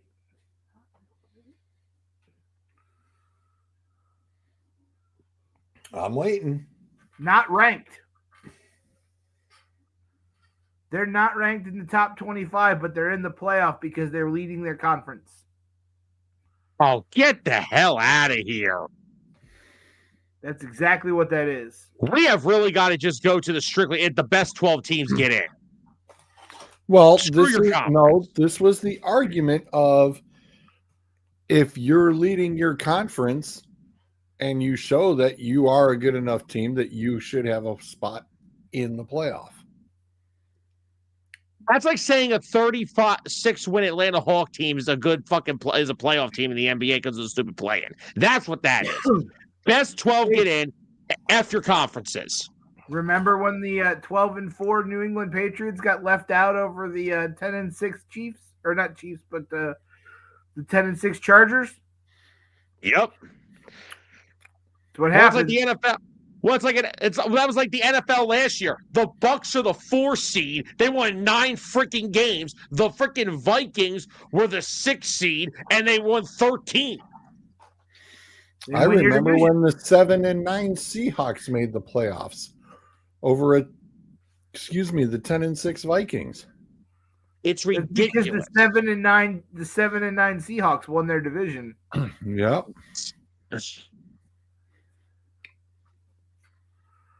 And the 10 and 6 Vikings didn't. It's so ridiculous. And the 10 and 6 Vikings missed that against the Packers by one damn game. Sucks.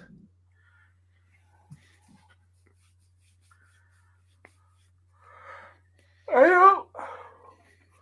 don't have any problem with them taking only conference winners and whatnot. Or at least the majority of them being conference winners in the 12. What I have a problem with is if that you're in the top 12, you should be ranked in the top 25. Yeah.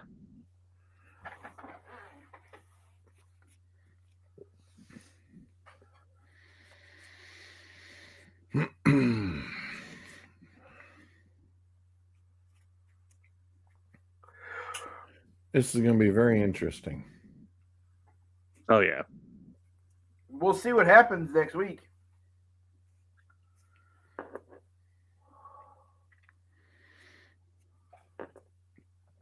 I still think this changes a lot 3 weeks from now. Hell, 4 weeks from now. This will totally be different. But I think major changes definitely still keep coming within the next 2 weeks. I don't think it's going to be that massive. Teams might switch spots, but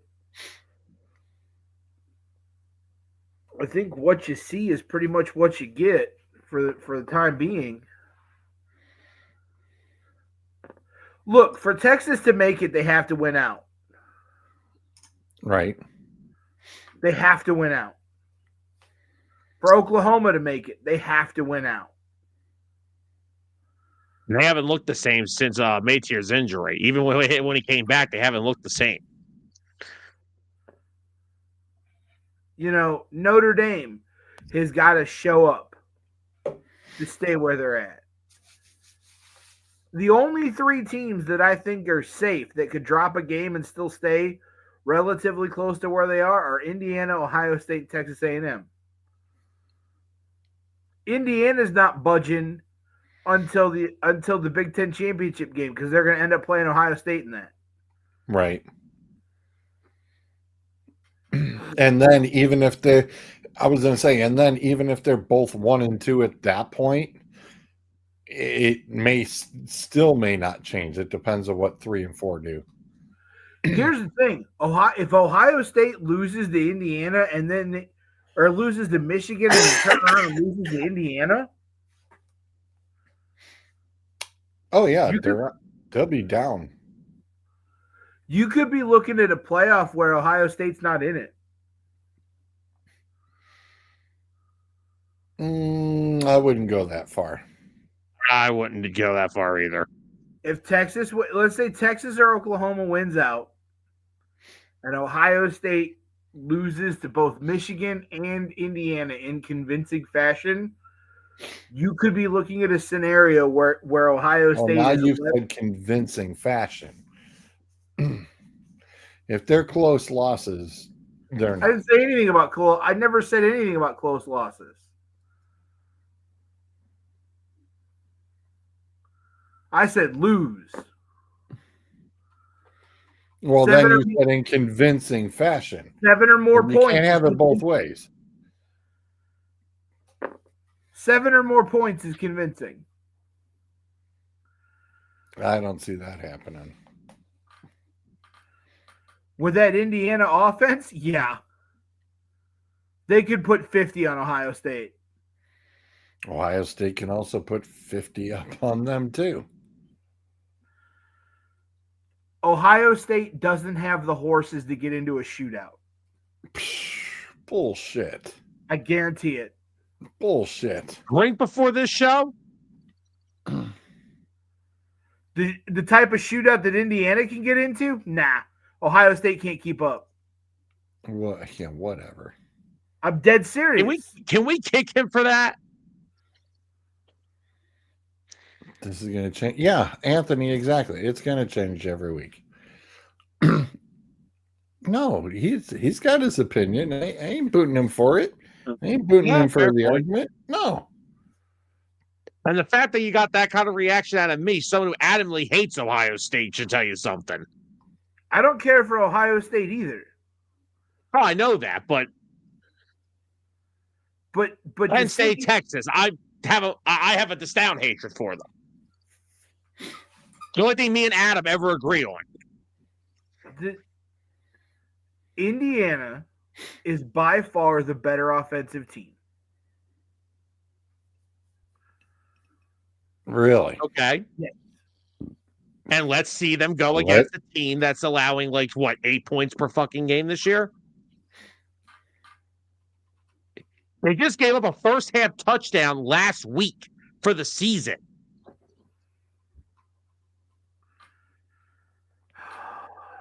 Now you're gonna make me pull stuff up. And hold on a second now. You're telling me that that Ohio State doesn't have the horses that Indiana does. If they matched up right now, the best player on the football field for both offenses is on Ohio State. I'm not talking about 5-star players and recruits. I'm talking the overall program. The coaching. Yes. Just listen. Just listen. You guys get a little too caught up on the name on the back of the jersey. Just listen. The way that They're going over by the whole team, not the name on the Jeremiah jersey. Smith would destroy Indiana's entire secondary. But they've got more role players than just Smith. Yeah, dude, Cornell they have a full all-around team. And I'm sorry, but Indiana and Ohio State would put up a lot. Take the over. Exactly. Don't take the under. You're an idiot if you do that. If you get into a shootout, Indiana, who's watched more Big 12 football, me or you guys? Why would we be worried about Big 12 football? Just trust me. Who's watched more Big 12 football, me or you? I'll say you. What does that have to do with this? Indiana reminds me of an old school Texas Tech under Mike Leach or an old school A&M. They are a Big 12 style shootout style offense where they can put up points in bunches in quick successive fashion. It doesn't matter if you have a defense that only gave up 8 points. If you have a team that has a bunch of role players on it that can sit there and put points on the board one after another, after another, after another, you can't keep up. Indiana has the ability to boat race Ohio State. I didn't say they're going to. I said they could.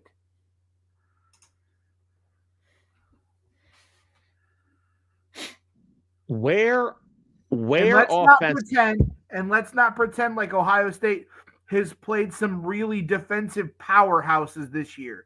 You know, that wonderful powerhouse in Grambling or OU or Minnesota or Wisconsin. Indiana hasn't either.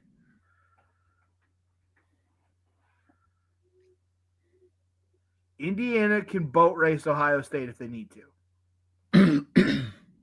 Where is Indiana better offensively than Ohio State? Hands down. If it's close, I'll give it to you. But hands down, where are they better? I think they're overall better. No, I want it. Where on the field? Stack these two offenses up. Where are they better? I need to know this. Overall, I think in the planning, the execution, the way that they form that offense, I think they are overall better than Ohio State.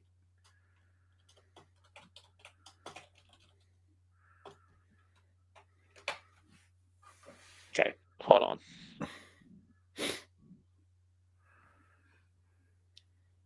I have never seen you so vigorously and vehemently defend Ohio State. It's hysterical, by the way. So, okay, you brought up we brought up Ohio State. Yeah, Indiana's offense looks real good against Keenshaw State, Indiana State, fucking It's UCLA, hold on, Maryland, it's Kennesaw State. whatever. I can't pronounce the fucking school's name. So I don't want to hear. It's not like Indiana's going to get powerhouses either. Nope, they're not. There's no D. You played Grambling. Yeah. You shut out Grambling and Wisconsin. I don't want to hear about defensive power. You played Grambling. Ohio State only beat Texas by 7. A team capable of keeping up with them, they only beat them by 7. Well, Texas was good at that point. Texas is still good. And I would argue that Indiana right now is better than Texas was then. Indiana hasn't played anybody. Indiana has not played anybody yet to turn around and play. Okay. Can we just come to this mutual agreement? Indiana and Ohio State have combined to play almost the same exact opponents. They have each played on the record at the times one quality opponent. You will say Texas week 1 for Ohio State, Oregon for Indiana. They have played almost the exact amount of. They have played almost the exact same schedule. We will not know who is good out of these two teams till they play each other for the Big Freaking 10. All I'm saying is, hold on. Because here's the thing I like about the way that ESPN redid their standings this year and their scores. Ohio State played Texas on August 30th. Ohio State was ranked 3rd. Texas was ranked 1st. Final score was 14-7 Ohio State. Okay? Yep. First game of the season. Indiana, almost a month later, was ranked 19th. And beat number 9 Illinois 63-10. They beat them by 50. Illinois now? Hold on. You're going off of when they were ranked and how they were ranked and all that. We're going to play the game the same way. Oh, I understand. They were 10 spots below. And I'm going to give you the fact of Ohio State did it in week 1, and Indiana got a whole month to play and work and get everything rolling. Indiana was 20th. A month later. First week, 23rd, 22nd, 19th. They beat a team who was ranked 10 spots ahead of them by 53 points. Hey, the funny thing is? And the funny thing is, Ohio State beat that same Illinois team too. Sure they did. They didn't beat them by that much. Okay. Who gives a shit? Illinois hasn't been relevant since that game.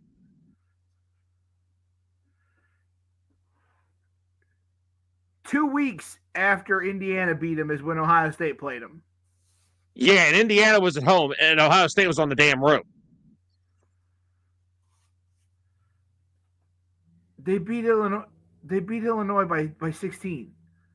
Oh, yeah, they still. It doesn't freaking matter. It does. You guys want to talk about how it matters for Ohio State playing ranked teams? Indiana did the same thing. They beat a team that's ranked 10 spots ahead of them and they by got 53 points. They have played the same strength schedule, in my opinion. Neither of those teams have played a higher. Hold on. So it's garbage time. Let's flush the garbage time. Let's flush the garbage time scoring. Let's flush all the garbage time scoring and go by first halves alone of all the games. The first half alone. Box score. I'll pull it up with you. I have it. Oh, I'm going to go get it too.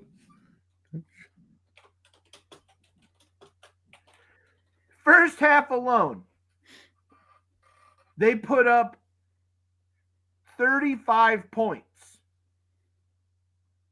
35 points they put up in the first half alone, Indiana did against Illinois.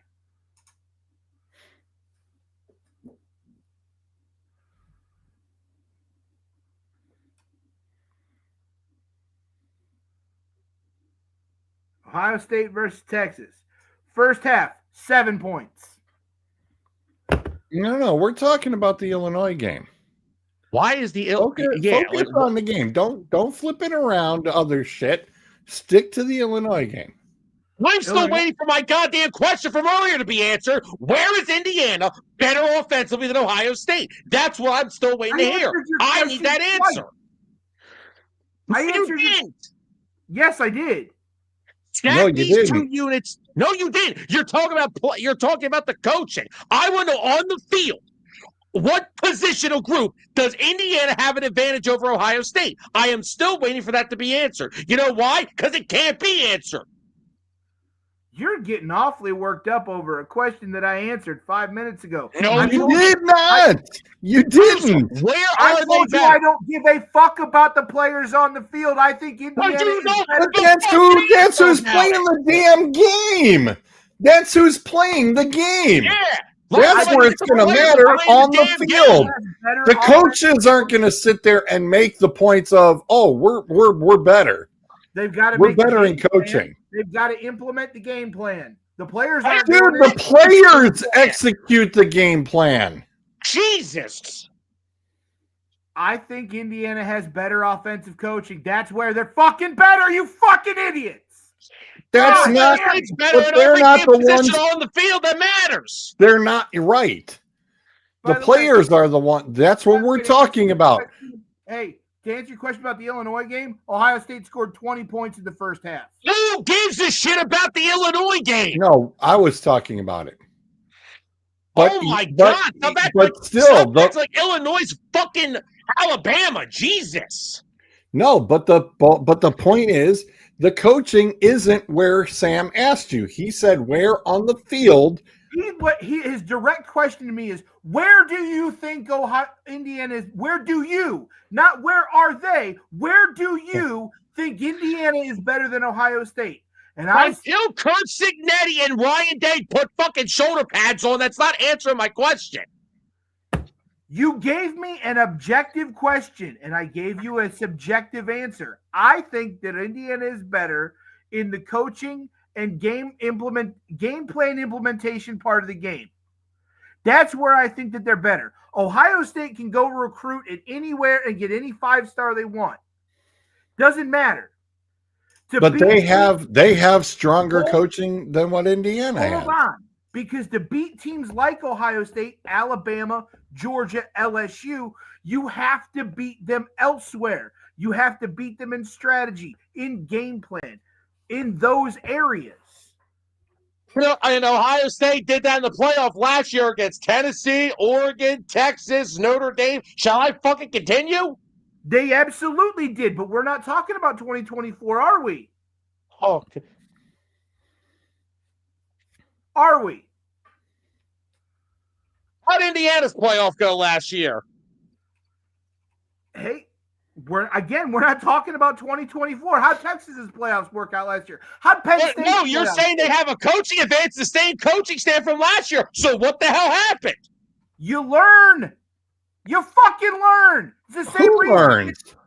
It's the same reason that Jalen Hurts puts his fist in everybody's ass every week and tush pushes everywhere like the Eagles.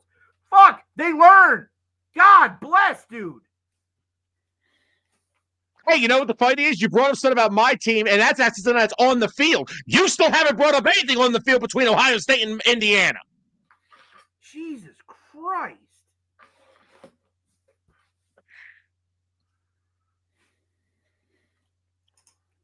All right, that's actually that's a good example real quick. Let's scratch everything just real quickly. Answer me this question. Offensive play calling, offensive strategist, offensive everything, right? Who is better, Andy Reid or Nick Sirianni? And you can be this is an easy answer. It's Andy Reid. Yeah. Right? I think Andy shit, Reid has his faults. He used to be one of the best, but sure, okay. Yes, but come on, let's be real. As an all Nick Sirianni, and look, this is coming from a guy who watches the Eagles on a religious basis. Nick Sirianni doesn't even call his own plays. Andy Reid's clearly got the advantage over Nick Sirianni by night and freaking day. Is that an agree? I mean, I think we can all mutually agree on that, right? What did offensive strategy have to do with the Super Bowl? Not a damn thing. The Super Bowl was a blowout because the team with the better players on the field kicked the other team's ass.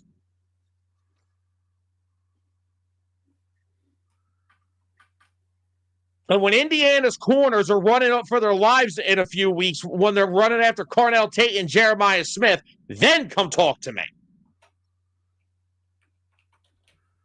And Ohio State could be doing the same thing. All I said was that Indiana could beat Ohio State, and especially if it got into a shootout. And you got all worked up and indignant because I said that. Well, because there's nothing to prove it. You haven't brought anything to show that between their quarterbacks, their running backs, and their receivers, that they're better than Ohio State's offense is. That's what we're waiting on. Oh, boy. Let's see here. I like how you're like, well, you got to give me stats. You fucking know I don't pay attention to stats. I watch the game on the field. You know I don't give a fuck about what happens in a stat book because on paper it's bullshit. You're saying you're watching the game on the field, but the only thing you brought up is what's going on the sidelines.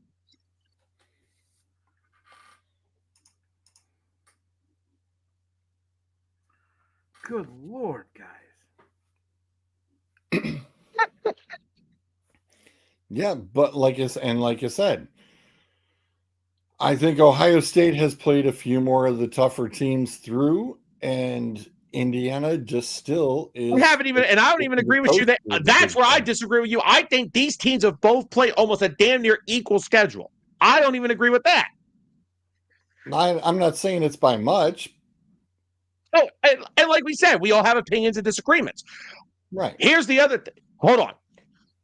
There is a better chance Indiana is going to have to beat Ohio State defensively than Ohio State has to beat Indiana defensively or offensively. I'm sorry. If Penn State does not fire the damn coach before this week, isn't that Penn State game a lot damn closer than what the hell it was supposed to be? Probably not. Listen. You don't think so? Keep us out of this. I just want the season to fucking end. No, I'm just indicating coaching preference, coaching wise, and addressing the coaching. I mean, especially when the Penn State has former Ohio State coaches just barely 9 months removed from their staff. So the Penn State coaches know what Ohio State's pretty much going to be able to run. All right, I found what I was looking for. Just real quickly. But just real quick, George, to be fair, also, Ryan Day also had Jim Knowles with him for 3 years. So he probably knows almost all the shit that Knowles wants to run. And also, I hate Jim Knowles and I hate Andy Colton-Nicky. So please stop depressing me and making me talk about Lions. Okay. Well, like I said, but then they should be owning Michigan, but they don't. I found what I was looking for. So hold on. That's Indiana. Total points per game, 46.4 to Ohio State's 36.6. Total points scored in 8 games this year, 418 to 293. Total touchdowns, 55 to 38. Total first downs, 242 to 180. Rushing first downs, 117 to 68. Passing first downs, 107 to 105. First downs by penalty, 18 to 7. Third down efficiency, 64 of 110 to 45 of 83. So the third down percentage efficiency, 58.1 versus 54.2. Fourth down efficiency, 42% versus 70%. That's the only spot in overall offense that Ohio State beats Indiana. I rest my fucking case. And basically, most of the other ones are freaking equal. No, they're not. Yeah. A lot of those numbers are great when you're going against old fucking Dominion and shit. Can we, once again, do you know how inflated those numbers are by half the competition that every team in college football plays? Wait, hold on. You just sat there and ranted. Show me numbers. Show me how Indiana's better. I showed you. No, I didn't. I told you to show me a position on the goddamn field they're better, which once again, you still haven't. I asked for the numbers. I asked for the numbers. And I showed the numbers. And now that's not good enough. Okay. You're dancing around my question like a damn ballerina right now. So I'm out of this because you keep dancing around my question.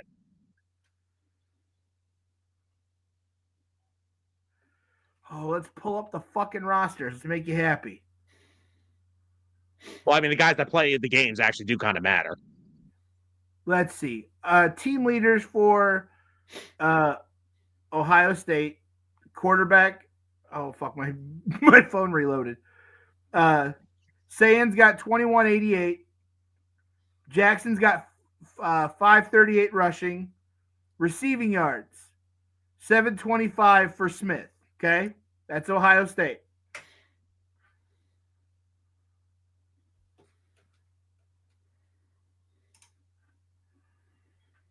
Oh, good rebound. Give me a moment. No, you're good. I'm bitching about the Sixers right now. What did I say that the quarterback was? 2188? I have that up here. Yes. Okay. So 21-24 for Indiana. He's 60 off. Indiana rushes better than Ohio State with 619. Cooper Jr. is about 50 yards off of Smith. It's 669. Again. I see. Yeah, Sam, I see exactly what you're talking about. Now I understand why you're blowing up. I see what you're saying. I found it. That's interesting. That's very interesting. I see exactly what you're talking about, which is why you said about the inflated numbers. I see exactly what you're. And look, first off, let me come out and say this right now. I'm not saying it about just Indiana. Ohio State's offensive numbers are inflated as well. Fucking Oregon's numbers are inflated every damn year. They score 60 points against Northwestern, but then when they play quality competition, they dropped only 20. It's all inflated. That's why I go with what's on the field. And what I'm telling you is shootout, whatever. Indiana has to be able to compete with a team that has two, not one. Because I know you brought Jeremiah Smith. Don't forget Cornell Tate. There's two NFL wide receivers on Ohio State's team. Two.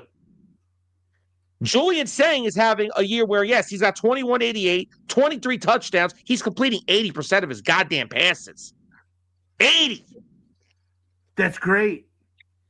And the reason why Indiana had to turn around and push on the other games is because they needed to move up in the rankings. Remember, the more points you score, the more you're going to climb. That again, Indiana beat a team that was 10 rankings ahead of them. The very next week, they were 11th. This is a very interesting discussion because if you are... It's like a lion playing with his food. It's like you don't need to devour them right away. You can sit there and play with them. I love your overinflated self of confidence. Like, but I'm just saying. It's very interesting the way that has to work that way. All those upper teams, it's like, oh, we'll get a blowout or two, but it's like the rest of them we can just coast and we can phone it in. But yet somebody who has to come from 24, 25, 26, from the lower echelon, and they got to score like almost 40 to 50 points per game just to make sure that they're getting noticed to climb up in the rankings, which I've never believed upon in the first place, ever since I learned my first freaking college football couple of games I ever saw. The And 1820 discussion with my uncle. 5 is all it is power rankings. It is a Right. It is a And reactionary. Yeah, and that's all college football's ever been about is a power ranking. The BCS and the actual playoff rankings like Oh, this right here. bullshit. Playoff rankings have been going on for years before I was born. No, they Sam, haven't. shut up. Shut up. Shut up. Nope, don't even go there. It's been a 2013 thing. was the first playoffs. It's been a thing since the Not- 40s. not 1833. Oh my god.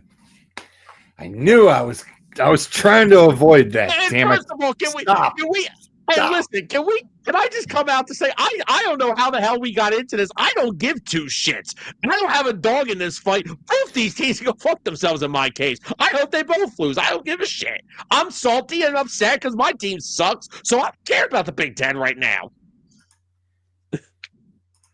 You got all salty when I said that Indiana could beat Ohio State. That's what you got salty about. No, because I actually think there is a chance, but the fact that we think just because it goes to a shootout, Indiana's got this advantage, I don't agree with. I think Indiana could absolutely boat race Ohio State, 100%. Okay, Will but guess they? what? If Here's Well, the thing. we'll find out. Will they? Who knows? Can they? yeah. And there's also a case just like the game, like you brought up with Texas. Ohio State's defense won that game they only won it by 7. If Ohio State's defense figures it out against Indiana, can Indiana match that same thing? I don't know that either. It's one of those where you have to find out, but that's where the game plan and coaching really fucking matters. Look, Yeah. Texas has a prospect at QB that is supposed to be lights out, and he He was the hasn't. Heisman favorite heading into the year. And he hasn't been. And they've had to adjust, and they've had to change the game plan, and they've had to change coaching. Not being able to change your game plan and change your coaching is why Penn State doesn't have a coach right now. Right, there's a lot of reasons why Penn State doesn't have a fucking coach right now. So, speaking of which, can I actually ask my my outsider's opinion on something about them? So over the past few weeks, they keep coming up with different and new odds for who is going to be their next coach. I just want some opinions on these top 4 guys that are currently the favorites. Well, I saw Penn State said thanks, but no thanks to Urban Meyer the other day. It's more like the other way around. Urban doesn't like Urban's another one. He doesn't like this style of college. He doesn't like the NIL and the portal. He doesn't like it. There's a lot of these guys. That's why Saban, was like, no. Yeah, I saw it. He was literally. He said it. He said, I have no desire to come back and coach. So honestly, I love it when they flipped it to his wife, and she's like, don't think so. she's like, don't fucking put me in the middle of this shit. No, she said no. She put the kibosh on it. I want to see Saban go to Penn State and then win like 8 more national titles there, and just erase. Nobody wants to deal with this bullshit. Nobody wants to deal with the bullshit. I know, George. I was being making sarcastic. a fucking joke. The only job that Saban would probably come back for would be LSU. I don't know that he'd go to LSU. I think he. That's the. That's what I'm saying. I'm not saying he would, but if there was one job it would take to get him back into college football, that would probably be the only one. Like he's not coming back to coach fucking Virginia Tech or Arkansas. No, but I bet you could get him at Michigan State. Really? Oh yeah. That's where he started. Yeah. But he also won big at LSU too before he went to the NFL. That's the other reason why I brought it up. He won a national title at LSU, but you got unfinished business at Michigan State. Yep. I was gonna say that would be to make it a full circle thing. That could be interesting. That could be interesting. So for what I just saw today, here are the current leaders for the Penn State job. and I'm only going to read the top 4 because they got the highest percentages. The leader this week is Missouri head coach Eli Drinkwitz. Number 2 is Ohio State offensive coordinator Brian Hartline. He shot it down already. I don't believe, I have not heard that he has or hasn't, but I honestly also don't think they're going to go with inexperience at this point in time anyway. Plus, why the fuck would Hartline leave Ohio State? Yeah, Number 3 is Louisville head coach Jeff Brom. And then number 4 is Iowa State's Matt Campbell. I think Louisville is going to depend on where Louisville finishes. Well, but the thing is that, yeah, but the thing with Brom is that that's his alma mater. Why would he leave? Yeah. I think Drinkwitz is a very realistic chance of leaving Missouri to come to Penn State, and I'd be perfectly okay with that. I actually really like him, so I'd be okay with that. Yeah, that and also, makes sense. Somebody's athletic director is in talks with somebody's agent. That would be Virginia Tech is in talk with Mr. Franklin. It's almost like someone's been saying that for almost a month now. Yeah, like, don't get me wrong. I think the idea of Brian Hartline is good. Maybe he brings some of that Ohio State swagger over to Happy Valley, but again, I don't think they're in a position to go inexperienced. Yeah, I thought it was hilarious. There were a whole bunch of Penn State memes that went across today, or even after Saturday's game, that people were making up stuff of, oh, Hartline just told Day that he was offered the Penn State job. No, I was like, dude, No. I'm like, what the hell is this bullshit memes? he was I love how people just want to make up a meme just to make up shit. He was labeled as a leading candidate. We don't even know if he was ever even talked to or offered anything. Nothing's been offered yet. We're still midway through November. This will come to a head after the season. But I was gonna say, who's to say you don't keep your current dude? You're interim. yeah, that's another thing I don't think would be. I mean, he's doing as good of a job as he can with a freaking quarterback who is just clearly in over his head at this point. And I like Guckenmeyer. He's a good kid, but there's no freaking offense at all on this team anymore without a quarterback. But yeah, then like the other fuck is that? Don't worry, Yeah, there's still time. There's plenty of kids jumping the portal. Oh yeah. And that's the thing. Like, I know Bruiser said a while back that this could be like a couple year thing. Have you seen Penn State? We don't play Ohio State for like 2 years after this. Yeah, they have to rotate and balance around the divisions. If Penn State gets a guy that they really like, they could turn this around quickly, depending on how the portal and commits work out. They could still be. I'm not going to come out next year and say, oh, next year they're still once again going to be a playoff team. That's very unrealistic. But I think this team will still be somewhere in that mid-tier of the top 25. Which, by the way, after watching them completely choke against another ranked opponent, Nebraska, thank you so much for extending Matt Rule. Thank you from the bottom of my freaking heart, because I want to know parts of Matt Rule. Penn State is going to be a 17th to 25th place team for the next 3 to 4 years.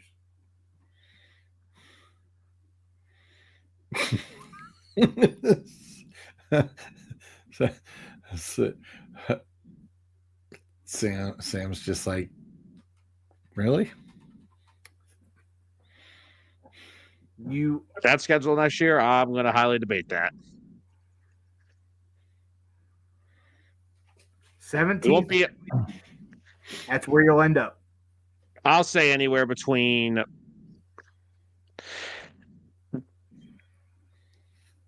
ceiling, if they nail the coaching hire, ceiling 15. Floor, probably right around like 22. That's about all I see. Next year will be the rough year, strictly also because of all these upperclassmen that we have that are leaving. So that's going to be the biggest issue. They just got to figure a way to keep some of these kids here, like Kobe Howard. He's a wide receiver they really like. Chaz Coleman, I think, is going to be that next, the next like Abdul Carter, Dennis Sutton type edge rusher that's just really freaking good. They got to work on keeping kids like that here. So, Oh yeah, that's right. They gotta pay them again. yeah. Damn, that ain't that a kick in the freaking balls. Welcome to minor league NFL football, which is basically what college football is becoming. Yep. And that's why, because some people say my problem with college football is I look at it too much like the NFL. Well, guess what? Now I kind of have to. Because it's slowly and surely becoming it. You might as well just strap on the AAA symbol and say, welcome to minor league football. Well, the basketball's working the same route. No, hey, man, I got nothing to say right now. The basketball's working the same route. Hey, I don't got a dog in the fight in college basketball right now, even though I will stay. New era started with Villanova last night, and we took the number 8 team in the country down to the wire. So, under our new head coach, who it was the guy I forget his name, the guy who took Maryland to the Sweet 16 last year. We have 11 new freaking players on our basketball team. 3 freshmen, 8 transfers. We have a whole new roster Villanova this year. It's ridiculous.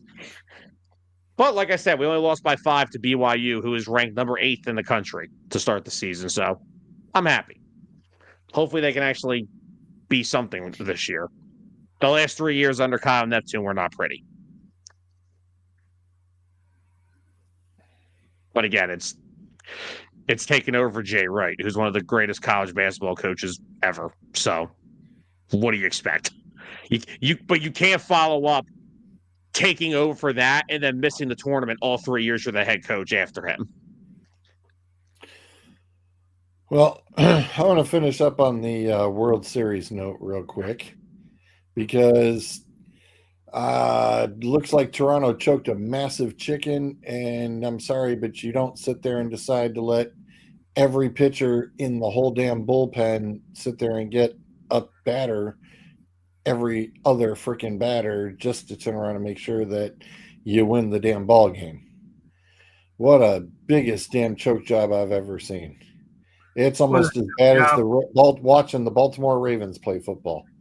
Was it a choke job? They lost. It was a fucking choke job, dude. You ain't got your starter at 4.1 innings when he only gave up one. He gave up one damn run. You pull him out in the 5th inning. Get the hell out of here. You lost. Wasn't even close to his pitch count. You lost. And you had a 4-1 lead. Game 7. Shut up. You had a 4-1 lead. You had a 4-1 lead. You choked it off. To a really, really good lineup. No, you changed pitchers. They went through 7 damn pitchers. And the Dodgers have an amazing lineup. Dude, you don't pull your starting pitcher at 4.1. You do not do that. Before that. They pulled them at 4.1. It's game 7. He was pulled before that. No. He was pulled at 4.1. You pitched 4.1 innings. In game 7, he started. It was only 4.1 innings. I looked at the box score. Yes, and Ohtani was pulled at 2.1. So what are we talking about? Because Ohtani was getting rocked on. One bad pitch. Look, I get it, but Toronto didn't need to do it. Hold on a second. How the hell did this go from you and me versus Bruiser to now me and Bruiser versus you? Dude, I'm sorry. Toronto did not need to pull the pitcher at 4.1. You did not need to do that. It's Game 7 of the World Series. Use every available asset you have. The only thing But your asset was doing just fine. You're not going to pull Patrick Mahomes out of the Super Bowl when you're only up 21-20. There's no game on the You're next not day. pulling Patrick Mahomes out to put in the backup quarterback. Okay. No, it's strictly I'm sorry, but all the way up until the point where you've got all of these pitchers who can sit there and they're going 7-8 innings. It's the World Series. You want the ball in their hands because they command literally the last game. game of the year. It doesn't matter. It is World Series Game 7. Use everything. I'm sorry. I saw between Clemens and Johnson. It's like, hello. Yeah, and I mean, what Jose Mesa do for you? Oh God. The Indians went through 4 pitchers in that game. How many pitchers they go through in 2016? 6. Okay. Screwed up every damn fucking time. You don't need that many pitchers. You only need 2 dudes. Why won't the Dolans hire you? You clearly have a World Series pedigree. I'm just saying. I'm available. Man, if you dual coached, you could lead the Browns in the Super Bowl and the Guardians in the World Series in the same year. We could have trophies every year.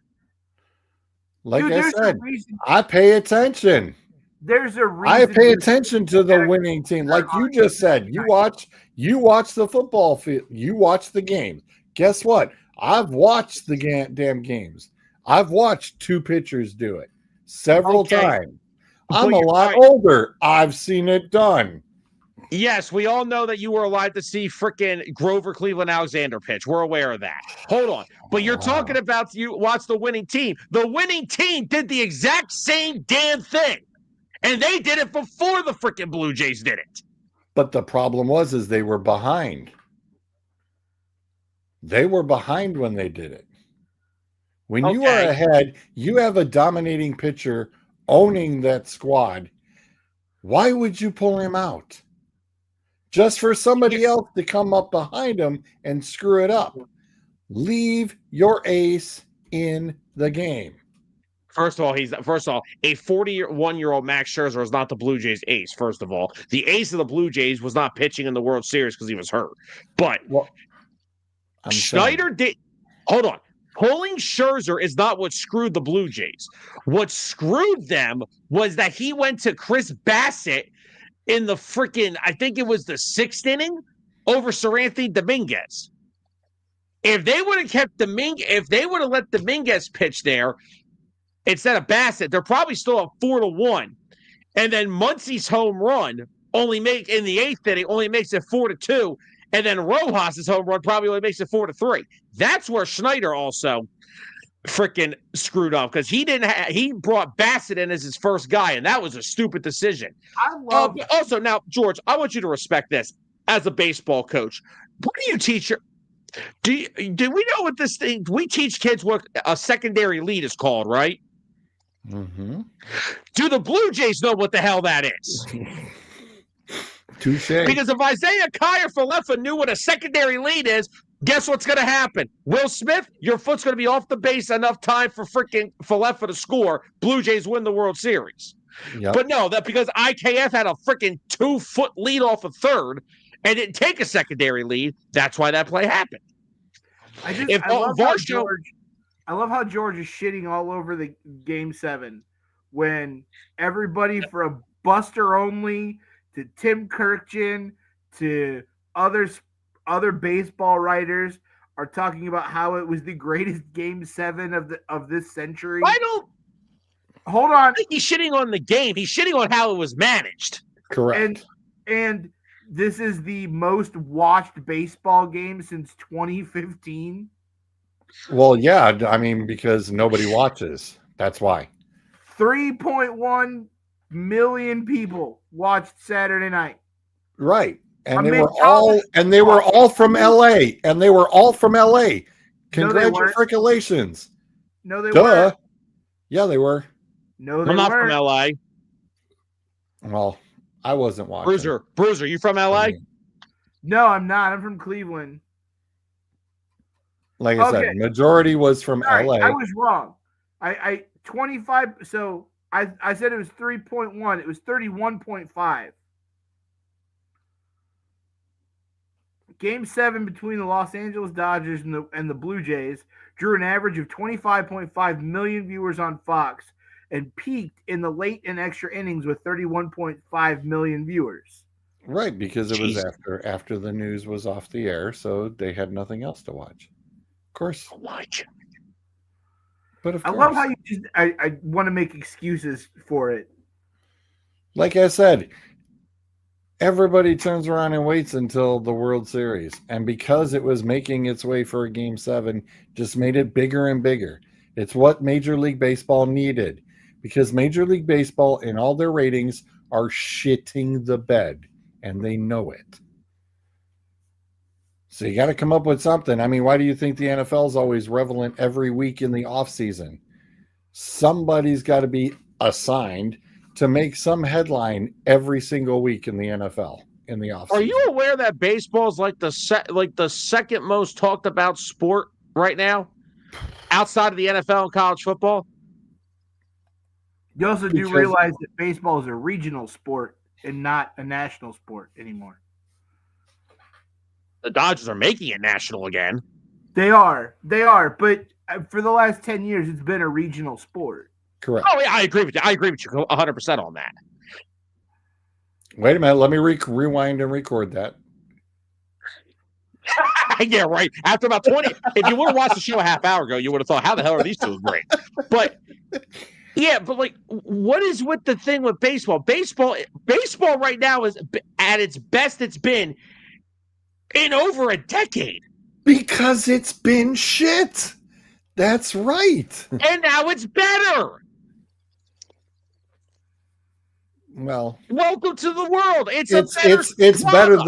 It's better. Well, when you have nothing and then you start with a couple things is better than nothing. I disagree entirely because the thing I don't. Baseball has had plenty of good stories the last decade. Agreed. Plenty of good baseball games.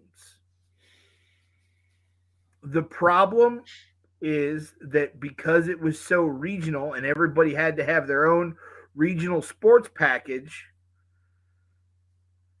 you lost people. You lost people when you changed the rules. Rules that really drastically affected the game. Yes. What? Yes, like, seriously. they did. What game? What rule? What? The pitch clock changed the rules. The pitch clock is amazing. Bullshit. Yes, the pitch clock is fantastic. Oh, George. Okay. Ask the 600 fuckers who were on the injured list last year if that pitch clock is amazing. Ask the 600 plus pitchers from last year who were injured with their arms and were on the DL and what was it, Sam? 39 of them with Tommy John surgery. Ask them if the pitch clock is a great rule. How about we stop teaching these kids at 18 years old to throw 92 miles an hour? Yeah. That's another freaking problem that we're having. Everybody has to throw 106 now all of a sudden. No one likes to be like the Roy Halladays who threw, 93, 94 at his peak and just command the strike zone. But no one paints the corners like Greg Maddux anymore. It's all 96, hit this. That's it. So that's another reason why a pitch clock is not. You know what? As somebody who has to frequently get the hell up at 6 o'clock in the morning, I'm glad baseball has shaved a half hour of dead time out of their games so I can get home at a decent freaking time. By the way, to your point, Sam, who's a great knuckleball pitcher right now? Who's got a great submarine style? None of them. Exactly.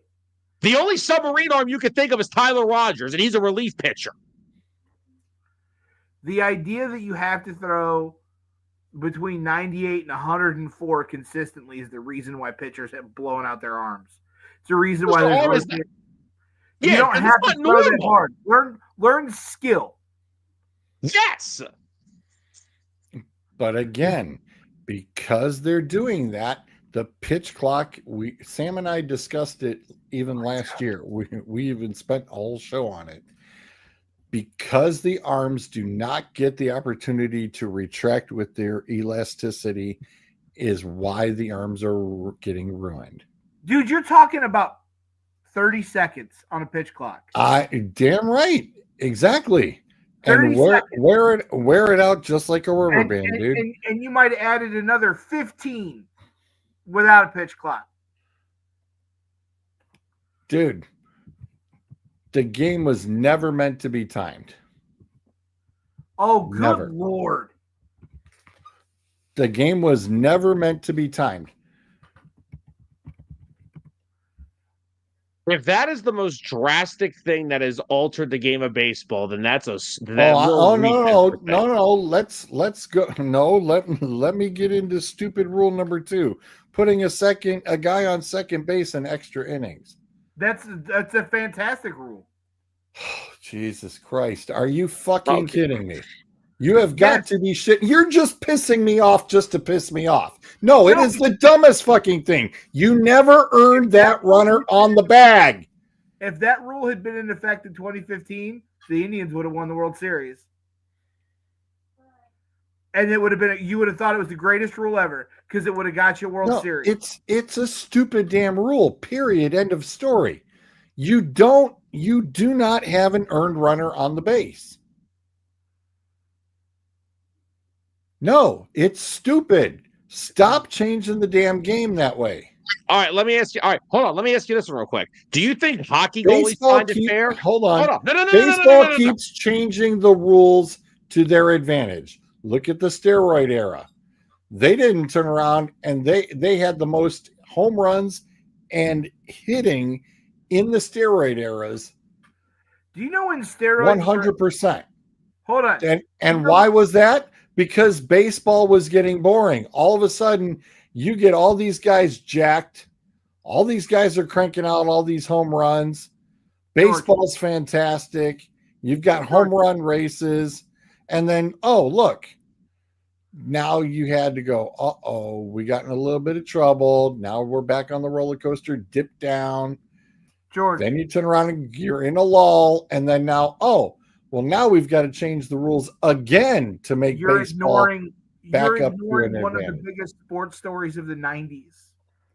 The reason why that had to happen, the Sosa McGuire home run race had to happen, was because of the 94/95 players strike. Because attendance was in the fucking toilet. Right. I know. Every time baseball gets into the toilet, they need to come up with something to get it back up and out of there. Hey, do you know when performance enhancing drugs and anabolic steroids were made illegal in the United States? I'm sorry. Do you know when they were made illegal? FDA said no. Do you know when they were made illegal? They haven't. They have been. Stuff like Dianabol, Winstrol, stuff like that. Things that. When? 1983. Do you know when they were made illegal in baseball? They have. 2003. Right. That's what I said. You're wrong. It wasn't in 83. It's not. The United States government outlawed steroids,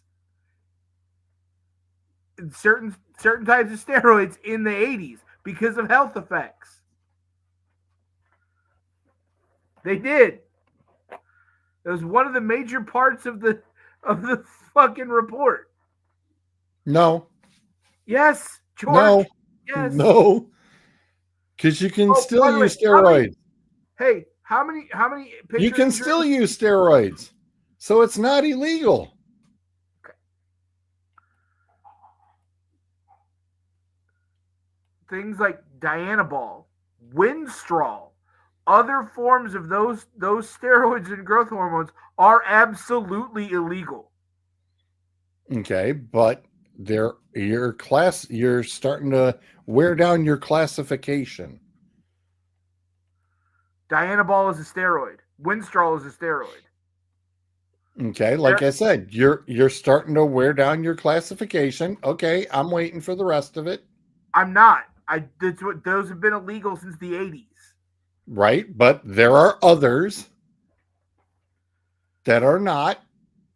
Okay, I'm not. We're not going to argue semantics, George. You don't get. You don't get to get mad because baseball changed a rule you don't like, and now the game is ruined. Please go sit on your rocking chair on your front porch and yell at the kids to get off your lawn. If anything, the Ghost Runner has actually ticketed teams to actually small ball again. Bunt the fucking runner over, get him the hell in, instead of this whole launch angle. Let's hit the ball 900 feet every at bat crap. Here's the thing. Do you think a goalie in hockey thinks it's fair that after an overtime where he's got teammates helping him, that he has to face 3 shooters one-on-1? No. Oh yeah, that's that. Oh, But guess what? Hold on. But in the playoffs, the NHL says, "Oh no, assholes, we're going 5 on 5, 20 minutes till someone wins this bitch." It's not like look, if the Ghost Runner was there in the World Series, which newsflash for everybody, the Ghost Runner in the postseason doesn't exist. They say we are going to play this stuff until somebody wins this shit. Because if there was a Ghost Runner in the World Series, the Blue Jays probably would have won the damn thing because Vladdy doubled to lead off that inning. The Ghost Runner is only a regular season rule. Nobody needs. I don't need to sit through 20 innings in mid-May for a game. Also, the Ghost Runner isn't anything we haven't done in a fucking schoolyard. It's Sandlot shit. Yes. It's a game. It's a game. We're paying to watch people play a game. So why shouldn't it be a little bit of fun? You put a runner on second in extra innings. You know what that means? That means you actually have to have a little bit of a game plan and think about it. How are you going to hold that runner there? What pitcher am I going to use? Oh, I got to put him in right off the get-go. I got a lefty-lefty match. You got to put him in the first inning. Start with the guy on second. Why? Game just started. Now you're in extra innings. No, you said that's what you want. It's a game. No, put him in the third. Put him in every other inning. Why do you hate it so much? Because it's not the way the game was meant to be played. That's why. How do you know what Abner Doubleday envisioned the game was going to be when he invented it? I mean, you probably took the first scribing of rules down, but... I was going to say, see, now you're getting there. I know. I talked to the man. I know this shit. And first of all, damn it, can we stop acting like... I'm so sick and tired of hearing this. Oh, the rule changes and stuff is why baseball's stuff ratings and attendance are down. The fucking ratings and attendance are good for the teams that are actually good. You know what draws in baseball fans? Winning baseball teams. You know what doesn't draw fans? Teams like the fucking A's. That's the problem. It's not. Oh, the A's won't have that problem in a couple of years. They'll be fine because just like the Knights and just like the Raiders, you're going to have all the Vegas peeps peeping in and all the tourists peeping in. And that's how you fill up your stadiums. And the problem, so Sam, there's a modicum of truth to what you just said. The other part of it though is, why are we charging $12 for beer and $7.50 for a fucking hot dog? Also agreed. $37.50 for a nosebleed seat. Also agreed. That. You can't take a family of 4 to a baseball game for less than $300 today. Shoot, even the Crushers, you have to go over 100 now. Crushers, the Rubber Ducks are over 100, but I'd rather spend $100 at Rubber Ducks or the Crushers. And the Oh, Crushers needs are to an come here. independent. But I'd rather spend that than 300 or 400 at an MLB game. You know what? Last year, I turned around and made sure that I got Kel out of the house. Even this past year, even when they weren't our games, we went and watched the 13U or the 12U travel teams right here in town. And you know what it cost me? 2 20-ounce Cokes. I got to watch 7 innings of great baseball. The ghost runner on second during the regular season doesn't matter. Because I don't think it really got implemented all that much. The pitch clock is a fantastic addition. I can't wait till they get to the uniform laser grid strike zone. That's Yeah, gonna be that's and that's going to happen because you saw how shitty above and beyond. And I can't wait for this story in 20 years when they come out and say, "Yeah, we were told to, make sure that, we needed to make our jobs easier and blah blah blah and our umpiring, it sucked." Cuz that's next. Because they really did the worst job ever this year on umpiring. Oh, that's being generous. They've been god awful for a while, but this season specifically has been the worst. no argument. And next year, when they go to the whole robotic thing, the people who are going to be, bumming out the most about it is the catchers. Because guess what's going to go by the wayside? The frame job. Because that camera angle from behind the pitcher is going to show it all. And they're kind of hosed. It's like, well, sorry about the art of framing the pitch. It was funny. I didn't even really look into that until you started bringing it up to me, and then I started noticing these catchers. They don't even they're just there, glove on the ground, and then it's like Yeah. it's up here, and I'm like, bro, what are we doing here? Yep. That has been recent with the gloves staying on the ground. You go back a little ways, you're going to see the catchers always kept the glove out and up and into the spots where they were going. Now they keep the glove totally down, and then it's a quick snap up, a quick snap, and then they move it right into the strike zone. Because the only catcher, that's the new frame job. The only catcher that's go ahead. The only catcher that I notice a lot of, because again, I don't watch much other baseball outside of my own team. The one catch that doesn't frame as much, he still frames, but that still kind of keeps that old school balance of it, is JT. Mm-hmm.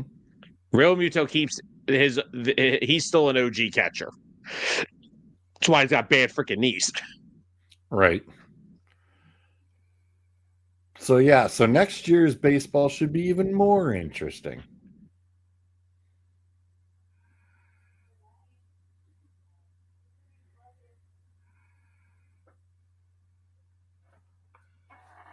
You're not going to replace umpires with robots anytime soon, but the strike zone will be. Yeah.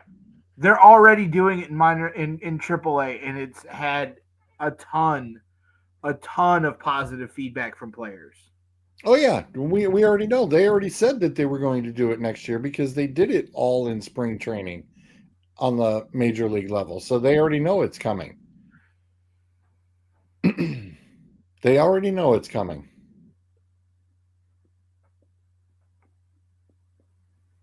It's going to be fantastic. I hope that in the postseason next year they just put a ghost runner on third to start the extra innings. What a secondary lead.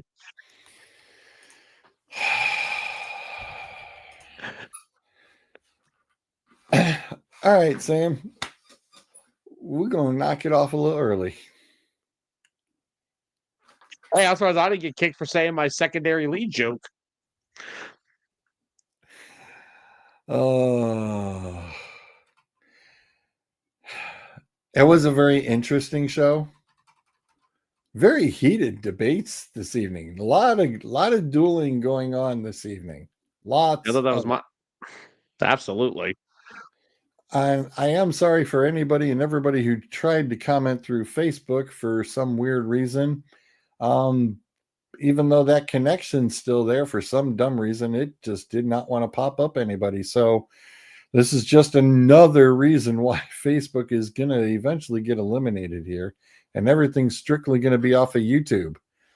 Sam, I know I caught you guys strictly on YouTube, I believe mostly last night as well. So yeah, I'm definitely going to keep my YouTube more set up than the Facebook, because it's just not, Facebook's just having too many issues. Thank you, by the way. You were actually subscriber number 260 for us yesterday, so thank you. No problem. No problem at all. Glad to be of service. Well, wait, since we're wrapping this up, I have a question. It's actually a dumb joke question, but it's not as bad as my other jokes. And you could say goodnight. We could say goodnight after this. I just have a question that does. It's really. It just. It doesn't need to be answered. It's a can of prunes. No. Why do we sing "Take Me Out to the Ball Game" when we're already there?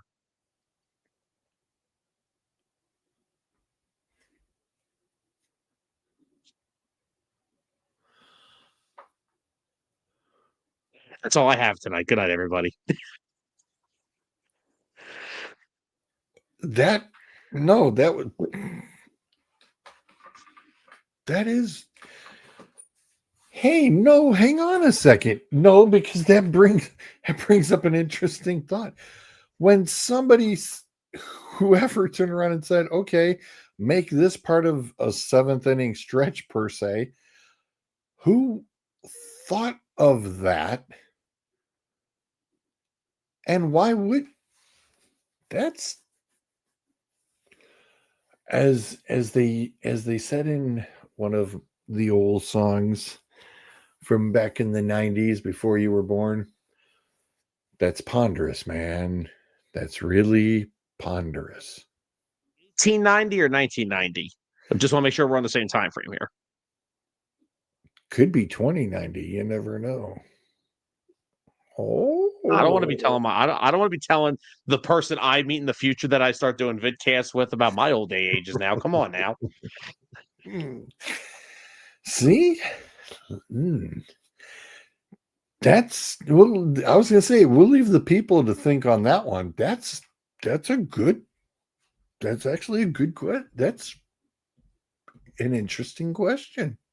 Yeah, wait till next week. I got another one. Well, we're gonna have to figure out the answer to that one. Good thing we got a week to think about it. Oh, we will still try to see if our special guest, I know I informed Sam of said special guest, but we'll see if we may not be able to nail down that special guest maybe for next week.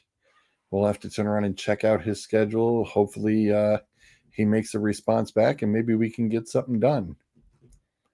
Who knows? It could even be a 101. You never know. Who knows? Could be.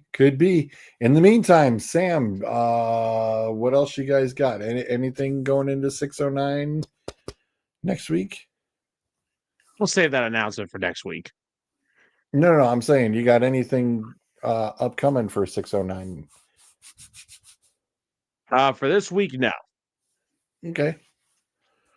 Alrighty. No, I forgot. I've been very lazy about asking you and prepping for your show on that. So my apologies. I know I have not brought it up. I know I had not brought it up that often. Please do catch Sam and Tyler on 609 Mondays.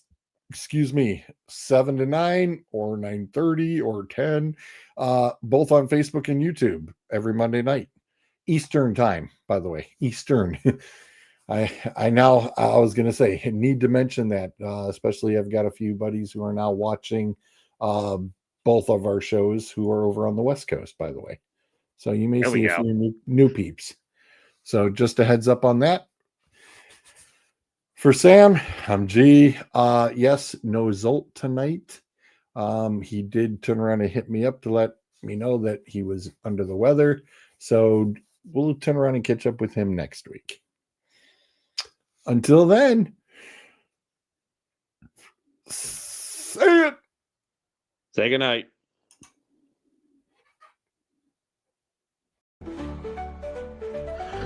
That takes care of the 4 minutes. Say goodnight, Gracie. Good night. Good night. I said say goodnight, Gracie. Good night. Good night. So I said, well, flip a coin. And if it comes out heads, have your hair dyed. And if it comes out tails, say goodnight, Gracie.